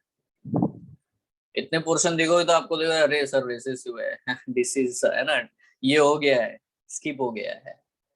But if you see this one, you know only, मतलब इनको आप देखोगे तो यहाँ पे आपको देखने को मिलेगा, अरे सर यहाँ तो है ना, यहाँ तो जनरेशन स्किप होते हुए दिख नहीं रहा। यस, है ना, यहाँ तो बिल्कुल आगे बढ़ रहा है, बट नोटिस करो कि ये दोनों में ही दिखाई दे रहा है, तभी ये आगे बढ़ा। ठीक है, श्योर है ना। तो आप ये सॉल्व कर सकते हो, बिल्कुल सॉल्व कर सकते हो, ऑब्वियस है। ठीक है, बट आपको क्या करना है, मैं इतना बता रहा हूँ कि आपको सारी पॉसिबिलिटीज देखनी है। और मैं आपको एक बहुत स्मॉल चीज बता के रखता हूँ, जिसको बड़े ही ध्यान से, मतलब गोल्डन इसमें लिख के रखना, कि मैक्सिममली जो भी एग्जामिनेशंस में पेडिग्रीज पूछते हैं वो ज्यादा करके ऑटोसोमल रिसेसिव होते हैं। ठीक है, वो they are pointing towards the autosomal recessive. ठीक है, मतलब you are not getting the answer, then you have to think yes it is an autosomal recessive। ठीक, एक्स लिंक्ड रिसेसिव होने के चांसेस तभी होंगे जब वहां पे आपको क्रिस क्रॉस इनहेरिटेंस देखने को मिलता है। क्रिस क्रॉस मतलब मेल फीमेल मेल ऐसा दिखाई दे, या तो है ना फीमेल मेल फीमेल ऐसा जब दिखाई दे, तब हम लोग बोलेंगे कि हाँ ये है ना ये ऑटोजो एक्स लिंक्ड रिसेसिव है। क्रिस क्रॉस पैटर्न आपको दिखने को मिलना चाहिए। Yes sir, clear. ठीक है, अगर क्रिस क्रॉस नहीं दिखा रहा है, आपको रेसेसिव लग रहा है, तो आप ऑटोसोमल रेसेसिव के लिए जा सकते हो। यस, है ना। अगर आपको डोमिनेंट दिखाई देता है, डोमिनेंट देखने पे आपको चीज ढूंढनी है, वो है कि क्या अफेक्टेड फादर है और affected father have all affected daughter. ठीक है, या तो फादर अफेक्टेड नहीं है, फादर अफेक्टेड नहीं है। ठीक है, और सारी ही डॉटर अफेक्टेड नहीं है, तो आपको ये समझ में आएगा कि हाँ फादर के नेचर से हमको डॉटर का नेचर क्या है ना सोचना है, और फादर के नेचर से डॉटर के नेचर को जब सोचोगे तो आपको एक्स लिंक डोमिनेंट है या नहीं पता चलेगा। ओके,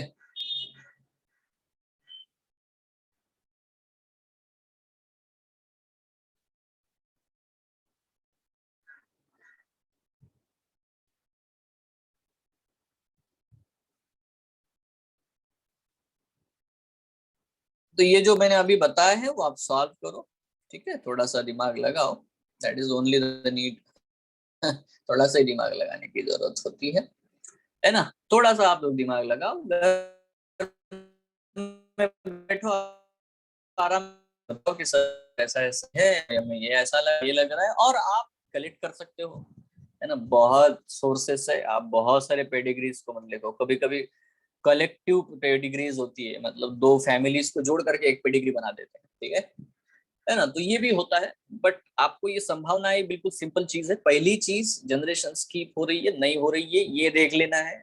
जनरेशन स्कीप होते हुए दिखाई देता है तो डोमिनेंट है। दोनों ही चीजें अगर दिखाई देती है तो समझ लो कि वो डोमिनेंट भी हो सकता है, रिसेसिव भी हो सकता है। जैसे कि ये वाली केस है आपके सामने है, मुझे वो रेसेसिव भी लग रहा है, मुझे डोमिनेंट भी लग रहा है। अब मुझे ऑप्शंस टैली करने पड़ते हैं कि यार ऑप्शन में क्या पूछना चाहता है। ठीक है, तीसरी टाइप का एक और क्वेश्चन आता है, और वो क्वेश्चन होता है बड़ा ही सिंपल। वो क्वेश्चन होता है कि कौन सा डिजीज है, मतलब है ना, ये कलर ब्लाइंडनेस को रिप्रेजेंट कर रहा है या क्या है, ये सब कुछ। ठीक है, मतलब वो पूछेंगे ऑटोजोमल रिसेसिव टाइप के डिसऑर्डर आपको पता अगर है, मान लेते हैं अगर मैं ये बोलता हूँ कि ये ऑटोजोमल रिसेसिव कंडीशन है, तो क्या ये कलर ब्लाइंडनेस को रिप्रेजेंट करता है, तो फिर आंसर आएगा यस, क्योंकि कलर ब्लाइंडनेस है ना, नहीं आंसर आएगा नो, क्योंकि colour blindness X linked recessive है। तो ये अगर ऑटोसोमल रिसेसिव है तो definitely it is not following the colour blindness. Yes और no, so this pedigree is not of the colour blindness. ये भी हमें पता चलता है। मतलब तीन प्रकार के क्वेश्चंस आते हैं। पहला, डायरेक्टली पहचानो identify which type of the inheritance it is. Second, ठीक है, tell the genotype of this generation and this number of individual, ऐसे ये क्वेश्चन आता है। Third generation, fourth individual. ठीक है, या तो फिफ्थ मतलब एक और क्वेश्चन आता है कि which disease it is related to. अगर आपको पता चल गया कि ये है और आपको पता है कि कौन सा डिसीज है, ठीक है, तो डेफिनेटली बेटा है ना, उससे आपको रिलेट कर सकते हो। इस तरह से 3 अलग अलग प्रकार के क्वेश्चंस आते हैं। तो हम प्रैक्टिस सेशन करेंगे तो ऐसे क्वेश्चंस लेंगे। अभी तो मैं आपके ऊपर छोड़ रहा हूँ कि हाँ बताओ, आप खुद डिसाइड करो, ठीक है। प्रैक्टिस सेशन में मुझे तो बताना पड़ेगा हर एक का आंसर, ठीक है। So anyway, so here we are going to stop this about the pedigree analysis. If you have any doubt, you can ask right now. बोलो। इसके आगे बेटा एक और कंसेप्ट है जिसको हम लोग पढ़ना चाहेंगे, है ना। Further, there is another question that portion that we have to study. So बताओ, is it clear to you all? Clear है? Yes, sir. Okay. So if this is a clear, we'll move ahead.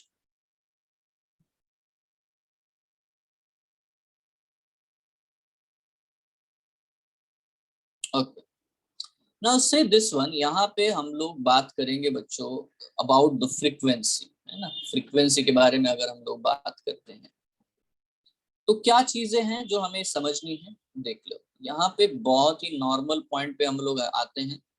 Normal point क्या है कि हम लोग population, human beings के बारे में पढ़ रहे हैं, यूजेनिक्स पढ़ रहे हैं, तो हम पॉपुलेशन पढ़ते हैं, पॉपुलेशन जेनेटिक्स के बारे में।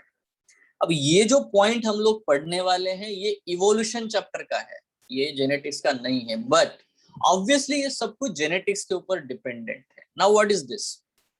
Genetical studies at the population level we are studying, that is called as the population genetics. हम पॉपुलेशन के लेवल पे जेनेटिक्स पढ़ रहे हैं।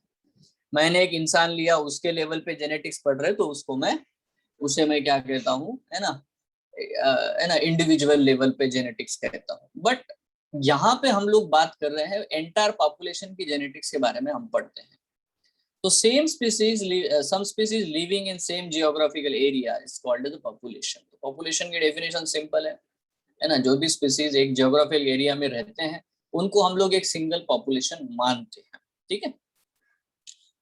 तो यहाँ पे है ना मुद्दा है कि इसमें क्या क्या हो सकता है, हम लोग क्या क्या पढ़ सकते हैं। इनहेरिटेंस ऑफ कैरेक्टर्स क्या है, देखो हम लोग nature of gene and alleles को पढ़ते हैं in a population. Dominant allele, recessive allele, ये हमें पता चलता है। दूसरा, मल्टीपल एलिलिज्म हमें ध्यान में आता है। मतलब जब आप पॉपुलेशन के बारे में पढ़ोगे तो ही बेटा आपको मल्टीपल एलिलिज्म समझ में आएगा, क्योंकि किसी भी एक इंडिविजुअल में सारे एलील एक जीन के होते हैं नहीं, ठीक है। दूसरा, पॉलीजेनिक इनहेरिटेंस आपको समझ में आएगा, क्योंकि ये क्वांटिटेटिव कैरेक्टर्स होते हैं। तो पॉपुलेशन में बहुत सारे अलग अलग प्रकार के बेटा आपको, है ना, उसके जो ट्रेट है देखने को मिलते हैं।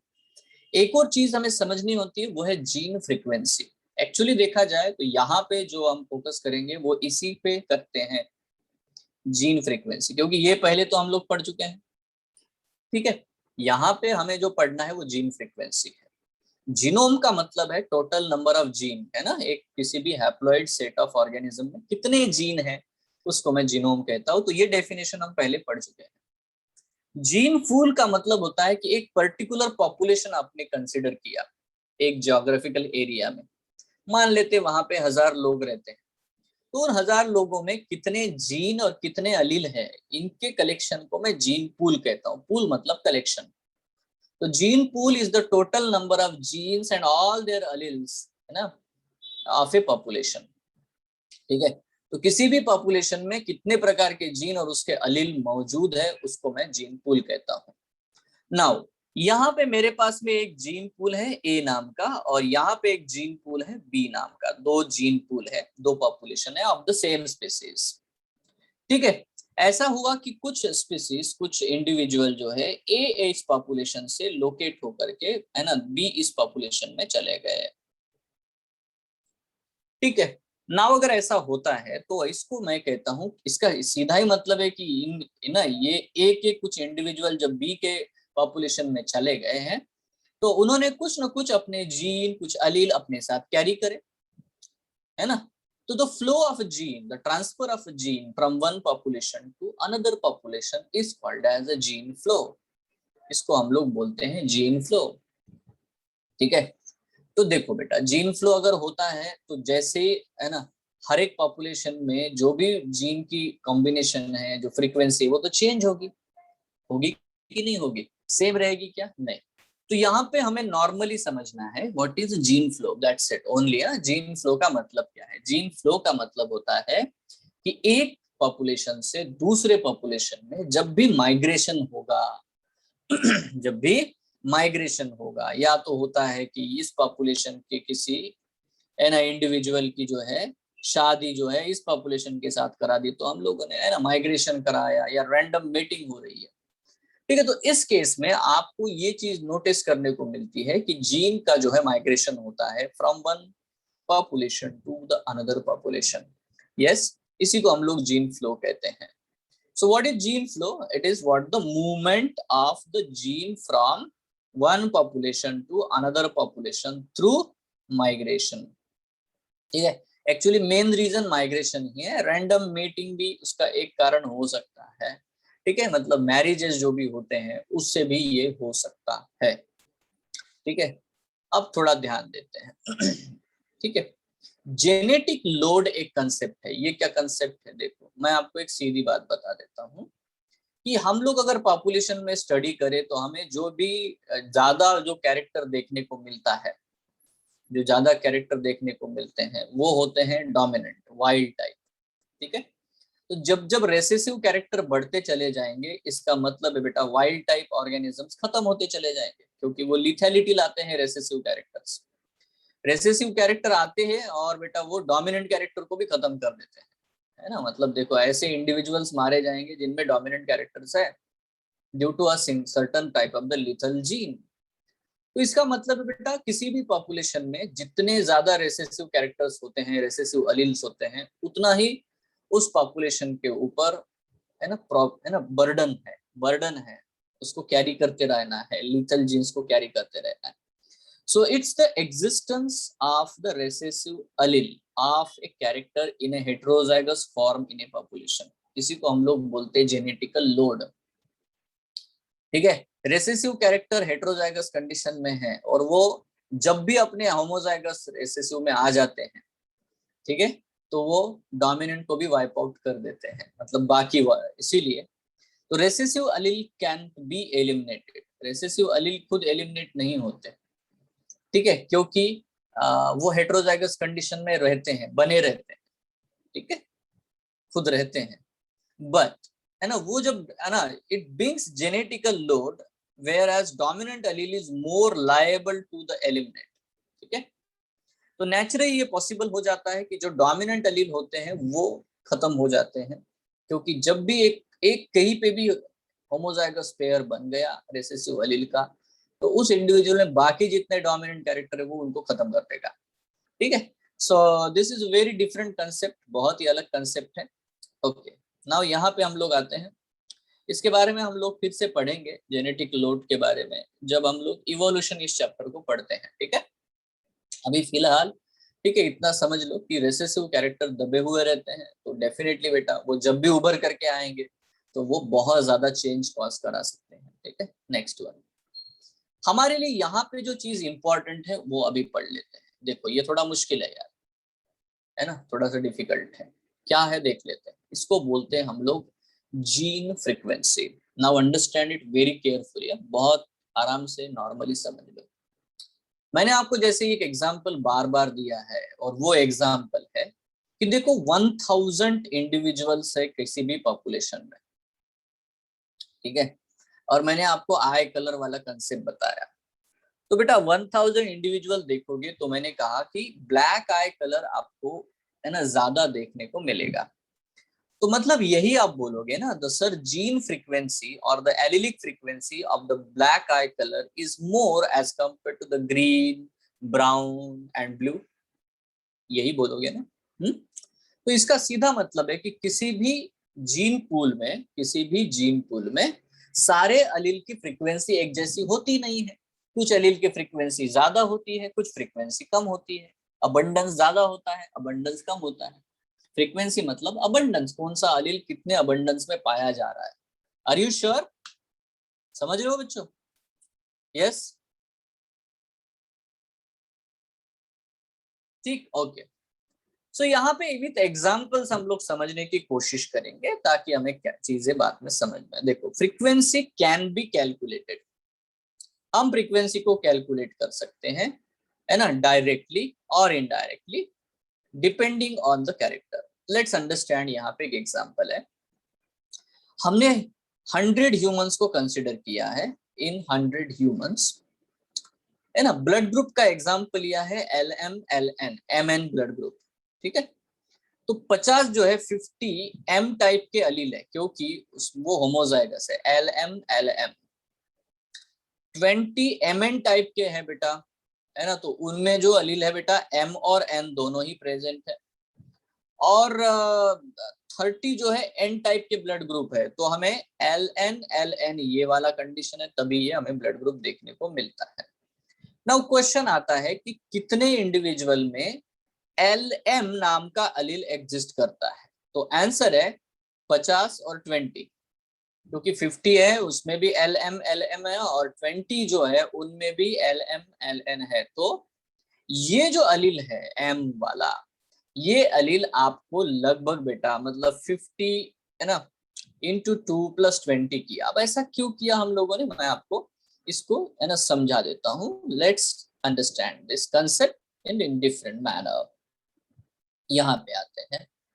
देखो, मैंने कहा यहाँ पे मेरे पास पी प्लांट्स हैं, बड़ा ध्यान से देखो, आसानी से समझ जाओगे। पी प्लांट है। अब पी प्लांट है का मतलब है कि मेरे पास 5 पी प्लांट है, 5 पॉपुलेशन ले लिया मैंने 5, ठीक है। सो 5 पी प्लांट है, I will arrange them all. See, ये है पहला पी प्लांट जो कि टॉल है, और उसका जो जीनोटाइप है वो कैपिटल टी है। दूसरा भी बच्चों टॉल है और उसका जीनोटाइप कैपिटल टी है। तीसरा भी टॉल है बट उसका genotype capital T small T है। चौथा भी बेटा टॉल है, उसका genotype capital T small T है। पांचवा डॉर्फ है, उसका जीनोटाइप स्मॉल टी है। तो इंडिविजुअल कितने हैं? 5, 5 इंडिविजुअल्स है, ठीक है। और हर एक इंडिविजुअल में 2 अलील होते हैं। एवरी इंडिविजुअल हैव 2 एलील, बराबर। एवरी इंडिविजुअल, हर इंडिविजुअल में आपको बच्चों 2 अलील देखने को मिलते हैं। मतलब एक्चुअली हमारे पास कितने अलील हैं? तो we have 10 allele. We can count it, 1 2 3 4 5 6 7 8 9 10। तो आई हैव 10 अलील, यस और नो? 5 इंडिविजुअल है बट 10 अलील है, यस और नो? है ना, 5 इंडिविजुअल्स बट 10 अलील। 5 इंडिविजुअल है बट 10 अलील है, एक्सैक्टली, क्योंकि every individual have 2 allele.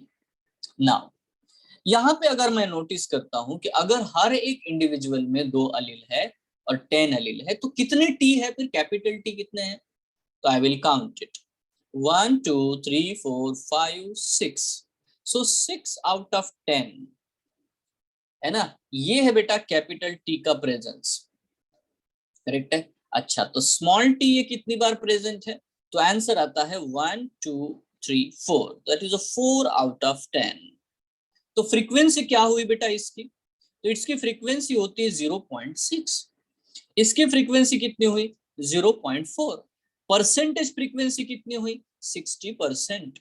Percentage frequency कितनी हुई? 40%। ठीक है। अब मैं आपसे पूछता हूं, ये बिल्कुल क्लियर होना चाहिए, है ना। तो ये है बेटा, हम लोग कहते हैं अलिलिक फ्रीक्वेंसी। अलिलिक फ्रीक्वेंसी हम लोग देख सकते हैं, है ना। नंबर ऑफ इंडिविजुअल जितने भी हो, हर एक इंडिविजुअल में 2 अलील होंगे, ठीक है। हमने तो 2 ही, है ना, अलील वाला जीन लिया। यहाँ पे बहुत सारे अलील वाले जीन है, तो अलग अलग फ्रीक्वेंसीज हमें देखने को मिलती है, ठीक है। तो देखो यहाँ पे हमें ये नोटिस करना है ना, जो भी डोमिनेंट अलील होता है बच्चों, नोटिस करो, हाँ, बहुत ध्यान से। डोमिनेंट अलील फ्रीक्वेंसी को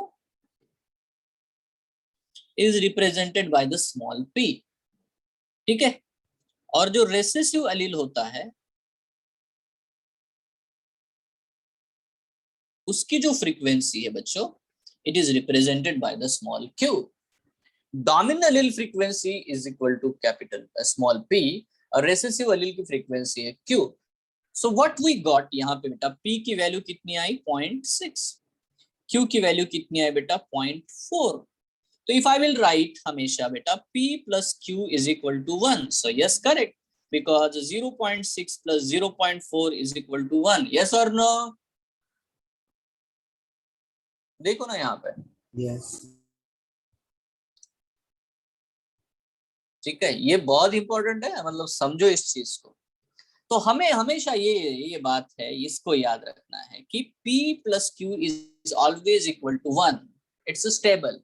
तो किसी भी जीन पूल में जितने भी अलील होते हैं उनकी फ्रीक्वेंसी इक्विलिब्रियम में रहती है, ऐसा बताया हमें हार्डी वेनबर्ग ने. इसको हम लोग कहते हैं हार्डी वेनबर्ग इक्विलिब्रियम. क्या कहते हैं इसे हम लोग? Hardy Weinberg equilibrium. Now it's very important कि इस चीज को हम लोग बड़े ही आराम से समझें. ठीक है, मैंने एक बहुत सादे सा पॉइंट यहाँ पे बताया. What will happen if I will p plus q square. मैंने अगर दोनों साइड का स्क्वायर किया तो क्या होगा बताओ? व्हाट विल हैपन, है ना? मुझे इधर क्या मिलेगा? p square plus 2pq plus q square is equal to 1. यही मिलेगा ना? हाँ प्यारे बच्चे, यही मिलेगा ना यार. So can I write like this, 1 capital T plus 2 capital T small t plus small t is equal to 1. कितने लोगों को समझ में आई ये चीज? मैंने बताया जब मैंने मोनो हाइब्रिड क्रॉस पढ़ाया आपको, यही करके दिखाया था. a square plus 2ab plus b square, correct है? यस और नो? Yes sir. तो बस हमें यहाँ पे अभी नॉर्मल पॉइंट पे आते हैं. नॉर्मल पॉइंट ये है बच्चों कि हम किसी भी पॉपुलेशन के अलील के फ्रीक्वेंसी को, है ना, पढ़ सकते हैं, कैलकुलेट कर सकते हैं. और उसके लिए हमें ये पता होना चाहिए कि जितने भी अलील है उनका टोटलिटी 1 आती है. मतलब 1 का मतलब है, इसको इक्विलिब्रियम कह रहे हैं हम लोग, हार्डी वेनबर्ग इक्विलिब्रियम. मतलब किसी भी पॉपुलेशन की एलिलिक फ्रीक्वेंसी इजीली चेंज नहीं होती, ऐसा हार्डी वेनबर्ग मानते हैं. बट अगर माइग्रेशन हो जाए तो किसी दूसरे पॉपुलेशन से, है ना, पॉपुलेशन से अगर कुछ अलील एक्स्ट्रा आ गए तो ऑब्वियसली बेटा अलीलिक फ्रीक्वेंसी चेंज होगी कि नहीं होगी, है ना? कहीं से दूसरी जगह से बेटा आ गया अलील आ गया तो यार जो फ्रीक्वेंसी है वो तो चेंज होगी, वो इक्विलिब्रियम में नहीं रहेगी. ठीक है, तो इन चीजों को बेटा अभी हम लोग पढ़ते हैं. ये अगर आपको मैंने सिर्फ इंट्रोडक्टरी बताया तो हम लोग नोट्स के लेवल पे चलेंगे, हर एक पॉइंट को है ना डिस्कस करेंगे. ठीक है, so let's move on the notes.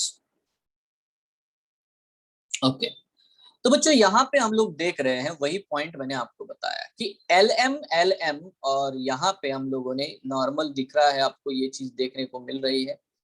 इसमें अगर आप देखोगे तो हमने क्या किया, frequency of m allele calculate करने की कोशिश की. तो कैसे की? 50 into 2, क्योंकि है ना इसमें दोनों ही अलील बेटा m है. एंड 20 मतलब एक ही बार लिया क्योंकि इसमें एक ही अलील m है. तो ये हो गया 50 into 2 plus 20 divided by 100 into 2. ठीक है, 100 into 2 मतलब टोटल पॉपुलेशन में जितने अलील है. ठीक है, क्योंकि 100 इंडिविजुअल्स है. तो यहाँ पे आया 120 divided by 200. So answer is 0.6, मतलब 60% m अलील मौजूद है. उसके बाद यहाँ पे हम लोग आते हैं फ्रीक्वेंसी ऑफ n अलील. तो n अलील बेटा इसमें मौजूद है 30 में. ठीक है, अगर आप यहाँ दे देते हो तो 30 into 2, क्योंकि 30 individuals have 2 alleles of the n multiplied plus, है ना, प्लस यहाँ पे बेटा 20 में है तो भी एक बार मौजूद है. तो say that is what the 80 by 200. So the answer is 0.4, so 40%. So the total frequency is equal to 0.6 plus 0.4 is equal to 1 और 100%. तो 1 ही हमारे लिए 100% है. ये क्लियर है क्या? अरे इतना क्लियर है ना? आपको क्वेश्चंस क्या आते हैं इसके ऊपर हम लोग सारी बातें देखेंगे. देखो, we can directly calculate the frequency. ठीक है, when we can make out genotype from the phenotype. ठीक है, तो हम लोग डायरेक्टली बेटा हम लोग कैलकुलेट कर सकते हैं, कोडोमिनेंस हो, इनकम्प्लीट डोमिनेंस हो, पॉलीजेनिक इनहेरिटेंस हो, कुछ भी हो। ठीक है, तो हम लोगों को क्या है ना, ये समझ में आना चाहिए कि कितने अलील एक्चुअली प्रेजेंट है। अगर हम लोग ये कैलकुलेट है ना देख पाए तो हम लोग डायरेक्टली बेटा परसेंटेज कैलकुलेट कर सकते हैं। Indirect calculation of a gene frequency. अब यहाँ पे ये चीज आती है हार्डी वेनबर्ग लॉ और द रूल और Hardy Weinberg equilibrium. Let's understand this now. मैं एक बहुत सिंपल बात बोलता हूँ, ध्यान से सुनिए कि पॉपुलेशन जो भी है उसमें बहुत सारे वेरिएशंस होते हैं और इन्हीं वेरिएशंस की वजह से इवोल्यूशन होता है, नए नए स्पीसीज बनते हैं। हार्डी वेनबर्ग का मानना यह है कि अगर ये फ्रीक्वेंसीज अलील की फ्रीक्वेंसी नहीं बदलती, ठीक है, तो इवोल्यूशन नहीं होता।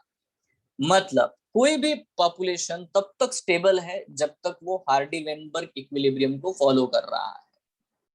हार्डी वेनबर्ग इक्विलिब्रियम को जो फॉलो नहीं करता है ना, वो इवोल्यूशन करेगा, उसके जीन फ्रीक्वेंसीज में चेंज हो गए, उसके जीन पूल चेंज होंगे, उससे नए नए स्पीसीज बनेंगे।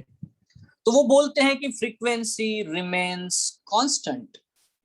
ये एक आइडियल सिचुएशन है, आइडियल थॉट है कि किसी भी पॉपुलेशन की एलिलिक फ्रीक्वेंसी कांस्टेंट रहती है। क्लियर है, ये आइडियल है। इससे any deviation will result into the evolution और स्पेसिएशन। क्लियर है क्या? ठीक है, तो हमने क्या है, एक आइडियल सिचुएशन स्टैंडर्ड बना दिया। ये स्टैंडर्ड है, इस स्टैंडर्ड को नहीं मानने वाला है ना समाज से बाहर है भाई, वो अलग है। ये चीज यहाँ पे हम लोग बोलते हैं। तो इवोल्यूशन से हम जेनेटिक्स का कंसेप्ट, तो हम लोग इवोल्यूशनरी जेनेटिक्स पढ़ रहे हैं with the population genetics. Understand this. तो कोई भी पॉपुलेशन में कोई चेंज नहीं हो रहा है अगर वो स्टैंडर्ड हार्डी वेनबर्ग इक्विलिब्रियम को फॉलो कर रहा है, मतलब उसकी फ्रीक्वेंसी जितनी है उतनी ही रहती है, it will not change. Yes, frequency remains constant, be careful. So in a large random mating population, अब देखो ये बहुत इंपॉर्टेंट है, इन ए लार्ज, बहुत बड़ी पॉपुलेशन लेंगे हम लोग, रैंडमली मेटिंग पॉपुलेशन है, ऐसी पॉपुलेशन जो रैंडमली मेटिंग कर रही है। अब ये रैंडमली मेटिंग का बहुत ही इंपॉर्टेंट मतलब होता है। ठीक है, एक होता है बेटा non random mating. Non random mating या तो एसॉर्टिव मेटिंग, जैसे कि ह्यूमन बींग्स में भी होता है। ह्यूमन बींग्स में होता है ना, टॉल है लड़का तो टॉल लड़की ढूंढेंगे, है ना, वैसे मतलब मैचिंग पेयर ढूंढने की कोशिश होती है। करेक्ट है, तो इसको हम लोग कहते हैं एसॉर्टिव मेटिंग या नॉन रैंडम मेटिंग। मतलब ऐसा नहीं हो कि किसी का शादी किसी के साथ भी करा दिया, बिल्कुल नहीं होता। ठीक है, तो बहुत सारे ऐसे एनिमल है जिनमें अगर आप देखो नॉन रैंडम मेटिंग कराएंगे तो बेटा जो फ्रीक्वेंसीज है जैसी की वैसी रहने की कोशिश, है ना, देखे हम लोग इसको समझते हैं। ठीक है, so in a large randomly mating population the frequency of any genes और एलील रिमेन्स कांस्टेंट। ठीक है, अगर पॉपुलेशन रैंडमली मेटिंग करता है तो हर अलील दूसरे अलील के साथ में, जो भी अवेलेबल अलील है वो एक दूसरे अलील के साथ में कॉम्बिनेशन करता है। जब एसॉर्टिव मेटिंग होती है तो बेटा, है ना, जो नॉन रैंडम मेटिंग होती है उसमें इक्विलिब्रियम चेंज हो जाता है। तो विल सी दैट वन, पहले तो समझ लेते हैं जनरेशन आफ्टर जनरेशन। अगर जनरेशन आफ्टर जनरेशन अगर ऐसा होता है कि फ्रीक्वेंसी चेंज ही ना हो, ठीक है, इसके बहुत सारे कारण हो सकते हैं, है ना। देखो यहाँ पे कुछ रीजंस बताए गए, ये क्वेश्चन आपको नीट में पहले भी पूछा गया है। सिलेक्शन, म्यूटेशन और माइग्रेशन। अगर सिलेक्शन होता है नेचुरल सिलेक्शन होता है, अगर म्यूटेशन होता है, अगर माइग्रेशन होता है, ठीक है, इन चीजों की वजह से या तो नॉन रैंडम मेटिंग होती है। ये सारी बातें क्या करती है, जीन की फ्रीक्वेंसी को, पॉपुलेशन की जो अलील फ्रीक्वेंसी है उसको चेंज कर देती है। सिलेक्शन, म्यूटेशन और माइग्रेशन अगर होता है, सिलेक्शन होता है, म्यूटेशन होता है, माइग्रेशन होता है, जेनेटिक ड्रिफ्ट होता है, ठीक है, डू नॉट ऑकर, है ना, मतलब अगर ऐसा है तो ही बेटा पॉपुलेशन जो है रिमेन्स चेंज, ठीक है, रिमेन्स कांस्टेंट। ठीक है, बिल्कुल यहाँ पे, but population remains stable when it follows Hardy-Weinberg rule. है ना, मतलब अगर हार्डी-वेनबर्ग रूल ये फॉलो करता है तो पॉपुलेशन रिमेन्स, है ना constant, that is what the point. जैसे कि रैंडम मेटिंग अगर होती रहेगी तो पॉपुलेशन कांस्टेंट रहेगा, ठीक है। सिलेक्शन होगा, म्यूटेशन होगा, माइग्रेशन होगा, मतलब जीन फ्लो होगा, जेनेटिक ड्रिफ्ट होगा, नॉन रैंडम मीटिंग होगी, तो इस कंडीशन में बेटा जो जीन की फ्रीक्वेंसी है वो बदल जाती है, वो पॉपुलेशन जैसी है वैसे नहीं रह पाती, ठीक है। तो जब हम इवोल्यूशन चैप्टर पढ़ेंगे तो ये चीजें फिर से आती है, जो आप ये सारा पोर्शन आपके इवोल्यूशन इस चैप्टर में लिखा है, अगर आप एनसीईआरटी में भी ढूंढोगे तो ये वहां पे आपको मिलेगा। राइट नाउ हम लोग उसके जेनेटिक्स के फंडे के बारे में बात कर रहे हैं। नाउ सी, जब भी हम लोग किसी फ्रीक्वेंसी को देखना चाहते हैं ऑफ डोमिनेंट एलील, तो उसको हम लोग, है ना, पी जो है रिप्रेजेंट करता है frequency of dominant allele and Q represent करता है frequency of the recessive allele, जो अभी मैंने करके दिखाया था विद द पी प्लांट का एग्जांपल, ठीक है। अब यहाँ बड़े ध्यान से समझो, तो P plus Q is equal to 1, ये फ्रीक्वेंसी ऑफ एलील्स है, ठीक है, ये फ्रीक्वेंसी है जो कि बदलना नहीं चाहिए। ये P plus Q is equal to 1 कब बदल सकता है?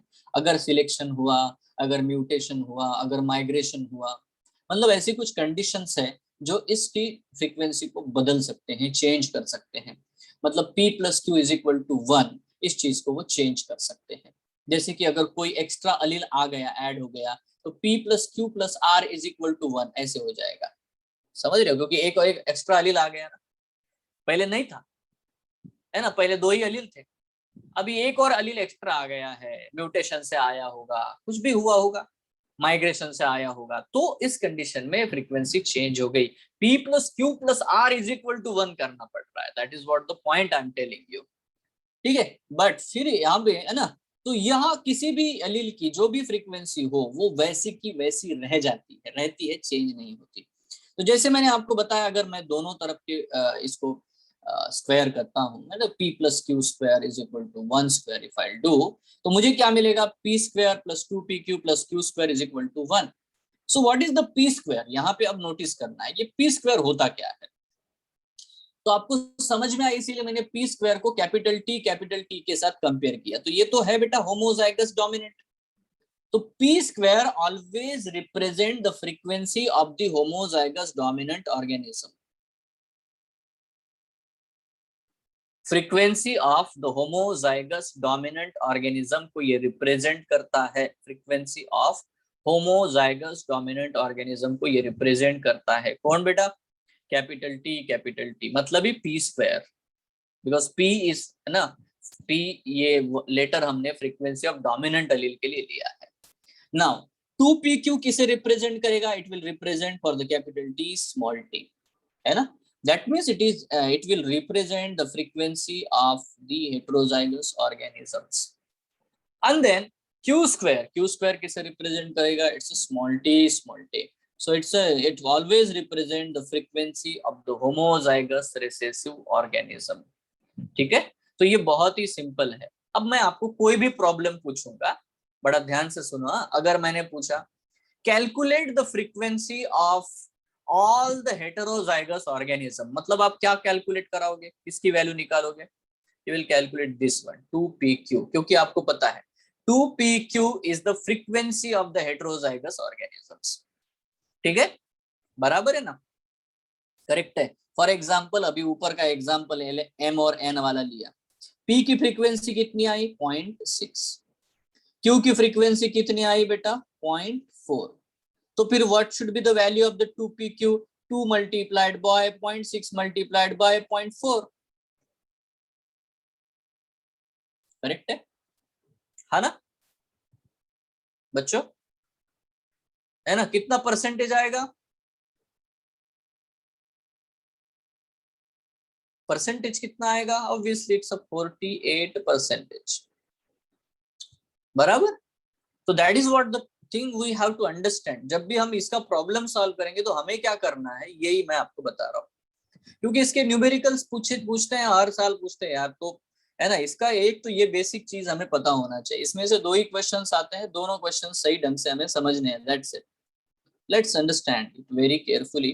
देखो यहाँ पे एक क्वेश्चन है बच्चों, अब ये क्वेश्चन के साथ हम चीजों को समझेंगे। उन्होंने दिया है if the frequency of recessive allele, if the frequency of recessive allele of a character is a 0.3, then find out the frequency of homozygous dominant। देखो यहाँ पे आपको शॉर्ट ट्रिक मैं बता देता हूं, है ना। शॉर्ट ट्रिक देखो आपको, शॉर्ट ट्रिक वगैरह कुछ नहीं है, बहुत आसान चीज है। अगर आपको बेटा फ्रीक्वेंसी पूछी गई है ऑफ होमोजाइगस डोमिनेंट जीनोटाइप, मतलब आपको सिर्फ करना है पी स्क्वायर की वैल्यू कैलकुलेट, ठीक है। अगर उन्होंने पूछा है बेटा फ्रीक्वेंसी ऑफ दी हेटेरोजाइगस, ठीक है, हेटेरोजाइगस जीनोटाइप मतलब कितने हेटेरोजाइगस है, तो आपको करना है बेटा 2pq कैलकुलेट। अगर उन्होंने पूछा आपको कि है ना फ्रीक्वेंसी ऑफ रेसेसिव, रेसेसिव चाहे फिनोटाइप हो चाहे जीनोटाइप हो, फिनो और जीनोटाइप कुछ भी हो, तो आपका आंसर आएगा क्यू स्क्वायर, ठीक है। अगर उन्होंने पूछा फ्रीक्वेंसी ऑफ डोमिनेंट्स, ठीक है, डोमिनेंट मतलब फिनोटाइप, तो आपका आंसर आएगा पी स्क्वायर प्लस 2pq, क्योंकि ये भी डोमिनेंट ही होगा, ये भी डोमिनेंट होगा फिनोटिपिकली, ठीक है। अगर आपसे ये पूछा है frequency of at least one recessive अलील,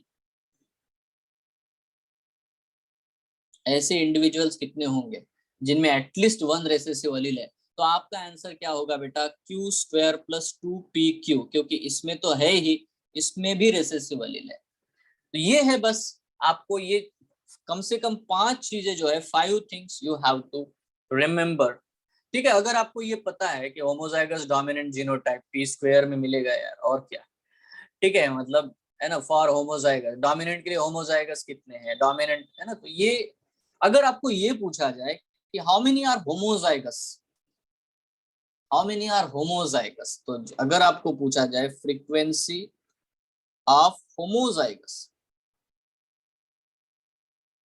तो ऑब्वियसली बेटा आंसर आएगा P square plus Q square, क्योंकि दोनों ही होमोजाइगस है, चाहे वो एक डोमिनेंट के लिए होमोजाइगस है, दूसरा रेसेसिव के लिए होमोजाइगस है, but both are homozygous. Is it clear? Both are homozygous, P square plus 2pq plus Q, है ना। तो ये है, उसमें ये सब आपको पूछना है, मतलब क्या चीज वो पूछ रहे हैं उसके हिसाब से हमें आंसर देना है।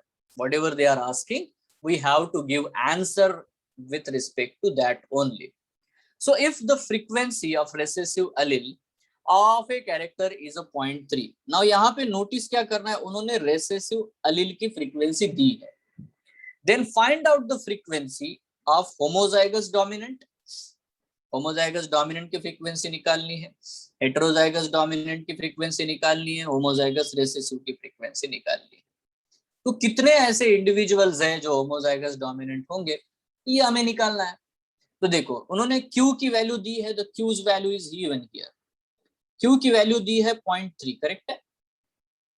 P की वैल्यू आप आराम से निकाल सकते हो, P की वैल्यू आ जाएगी 1 minus 0.3, the answer is 0.7। But what they have asked, they have asked the homozygous dominant. अभी होमोजाइगस डोमिनेंट कैलकुलेट करना है, मतलब हमें चाहिए P स्क्वायर, करेक्ट है। तो what should be the P square, this one, है ना। होमोजाइगस डोमिनेंट हमें चाहिए तो पी स्क्वायर, तो इज 0.7 स्क्वायर, तो आंसर इज 0.49 और 49%। क्लियर है? This is our answer. समझ गए ना क्या बच्चों?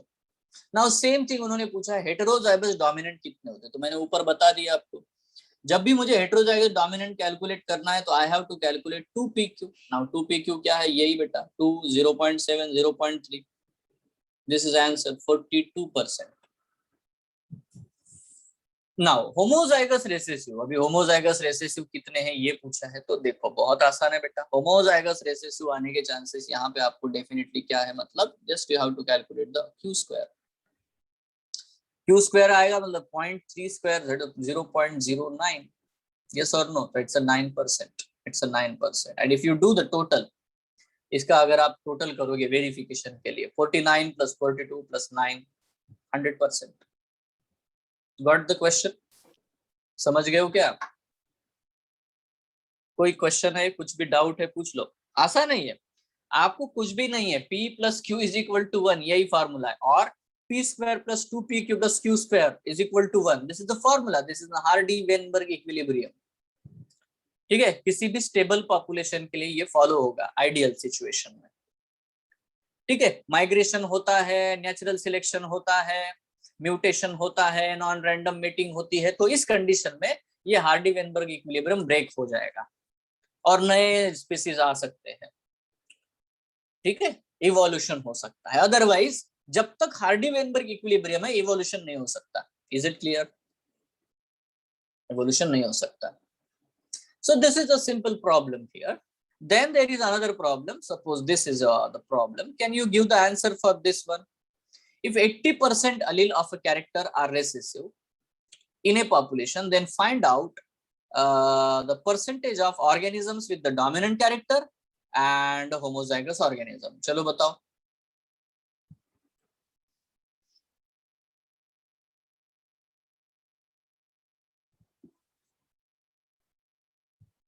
If 80% allele of a character are recessive in a population, then find out the percentage of organisms with the dominant character and homozygous organisms. क्या answer होगा इसका बच्चों? मतलब आपको ये टिक होना चाहिए, organisms with the dominant character. Dominant character मतलब आपको क्या कैलकुलेट करना है? P स्क्वायर प्लस 2PQ बराबर है ना। किस किस में डोमिनेंट कैरेक्टर? P स्क्वायर में भी डोमिनेंट कैरेक्टर होंगे, 2PQ वाले में भी, मतलब होमोजाइगस और हेटेरोजाइगस। एंड होमोजाइगस ऑर्गेनिजम्स मतलब आपको कैलकुलेट करना है P square plus Q square, दोनों ही है। करेक्ट है? Got it? क्या कैलकुलेट करना है ये पहले तो पता होना चाहिए। Now what is given? Given is if 80% allele of a character are recessive. अब यार ये तो इंपॉर्टेंट है, 80% दिया है, परसेंट दिया है मतलब बेटा 0.8 हो गए ना, है कि नहीं?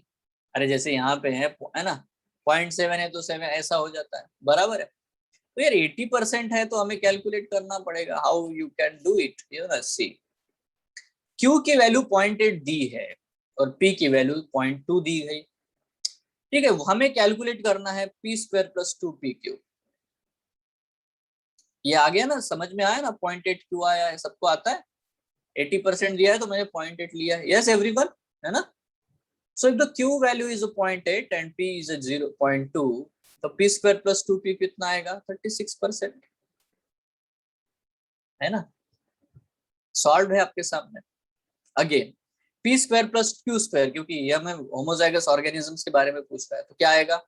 ऑब्वियसली पॉइंट है ना, मतलब वही है ना। The answer will be 0.68, 68%, 68%। Sure बच्चों? Yes, sir. है ना, आसान है, कोई मुश्किल बात नहीं है। So there is another question, see this one, this is one. अभी इसके बारे में सोचो। If the frequency of the recessive phenotype, now very importantly underline करके रखा हुआ है, रेसेसिव फिनोटाइप बोला है, रेसेसिव अलील नहीं। ठीक है, फिनोटाइप कहा है। Phenotype, if the frequency of recessive phenotype in a population is 0.09, मतलब अभी Q की वैल्यू नहीं दी है, Q स्क्वायर की वैल्यू दी है। करेक्ट है? कह रहे, समझ रहे हो आप लोग? तो फिनोटाइप क्या होता है? Q square. Okay, so population is 0.09, तो what percentage of organism are heterozygous in their population? मतलब हमें 2PQ की वैल्यू निकालनी है। बहुत आसान है, जैसे यहाँ पे Q square is equal to 0.09 दिया है। प्रॉब्लम बहुत आसान होता है, बट कुछ बच्चे ये नहीं पता कर पाते। देखो ये फिनोटाइप दिया है तो Q स्क्वायर लेना है, ये बस इतना ही है, बाकी सब आराम से आ जाता है, बाकी तो कैलकुलेशन है। अगर आपने Q इज इक्वल टू 0.09 ले लिया तो आपका आंसर वेरी करेगा ना। करेक्ट है? करेगा नहीं करेगा? इसीलिए उन्होंने पूछा क्या है यहाँ पे, अपर क्वेश्चंस आप देखोगे तो इसमें दिया है रेसेसिव एलील की फ्रीक्वेंसी 0.3 दी है। एलील कितना है? Allele is a Q and phenotype is a Q square. Allele is a P and phenotype है ना, dominant phenotype is a 2p² + 2pq, homozygous dominant phenotype is a p²। ये बात को समझना है, इसलिए ट्रिक लिखा हुआ है। डोमिनेंट जीनोटाइप p² आएगा, होमोजाइगस डोमिनेंट आएगा, है ना, वो भी p² ही आएगा। ठीक है, सो अल्टीमेटली यहाँ पे नोटिस करते बच्चों, ये वाला जो अगर आपका क्वेश्चन सॉल्व हो चुका है, the answer is very simple, the answer is 2pq, है ना, और 2pq का कैलकुलेशन 0.42 आ जाएगा। करेक्ट है, डन। Next question. तो ये 3 क्वेश्चन है सिंपल वाले। देखो, फैक्टर्स अफेक्टिंग हार्डी-वेनबर्ग इक्विलिब्रियम।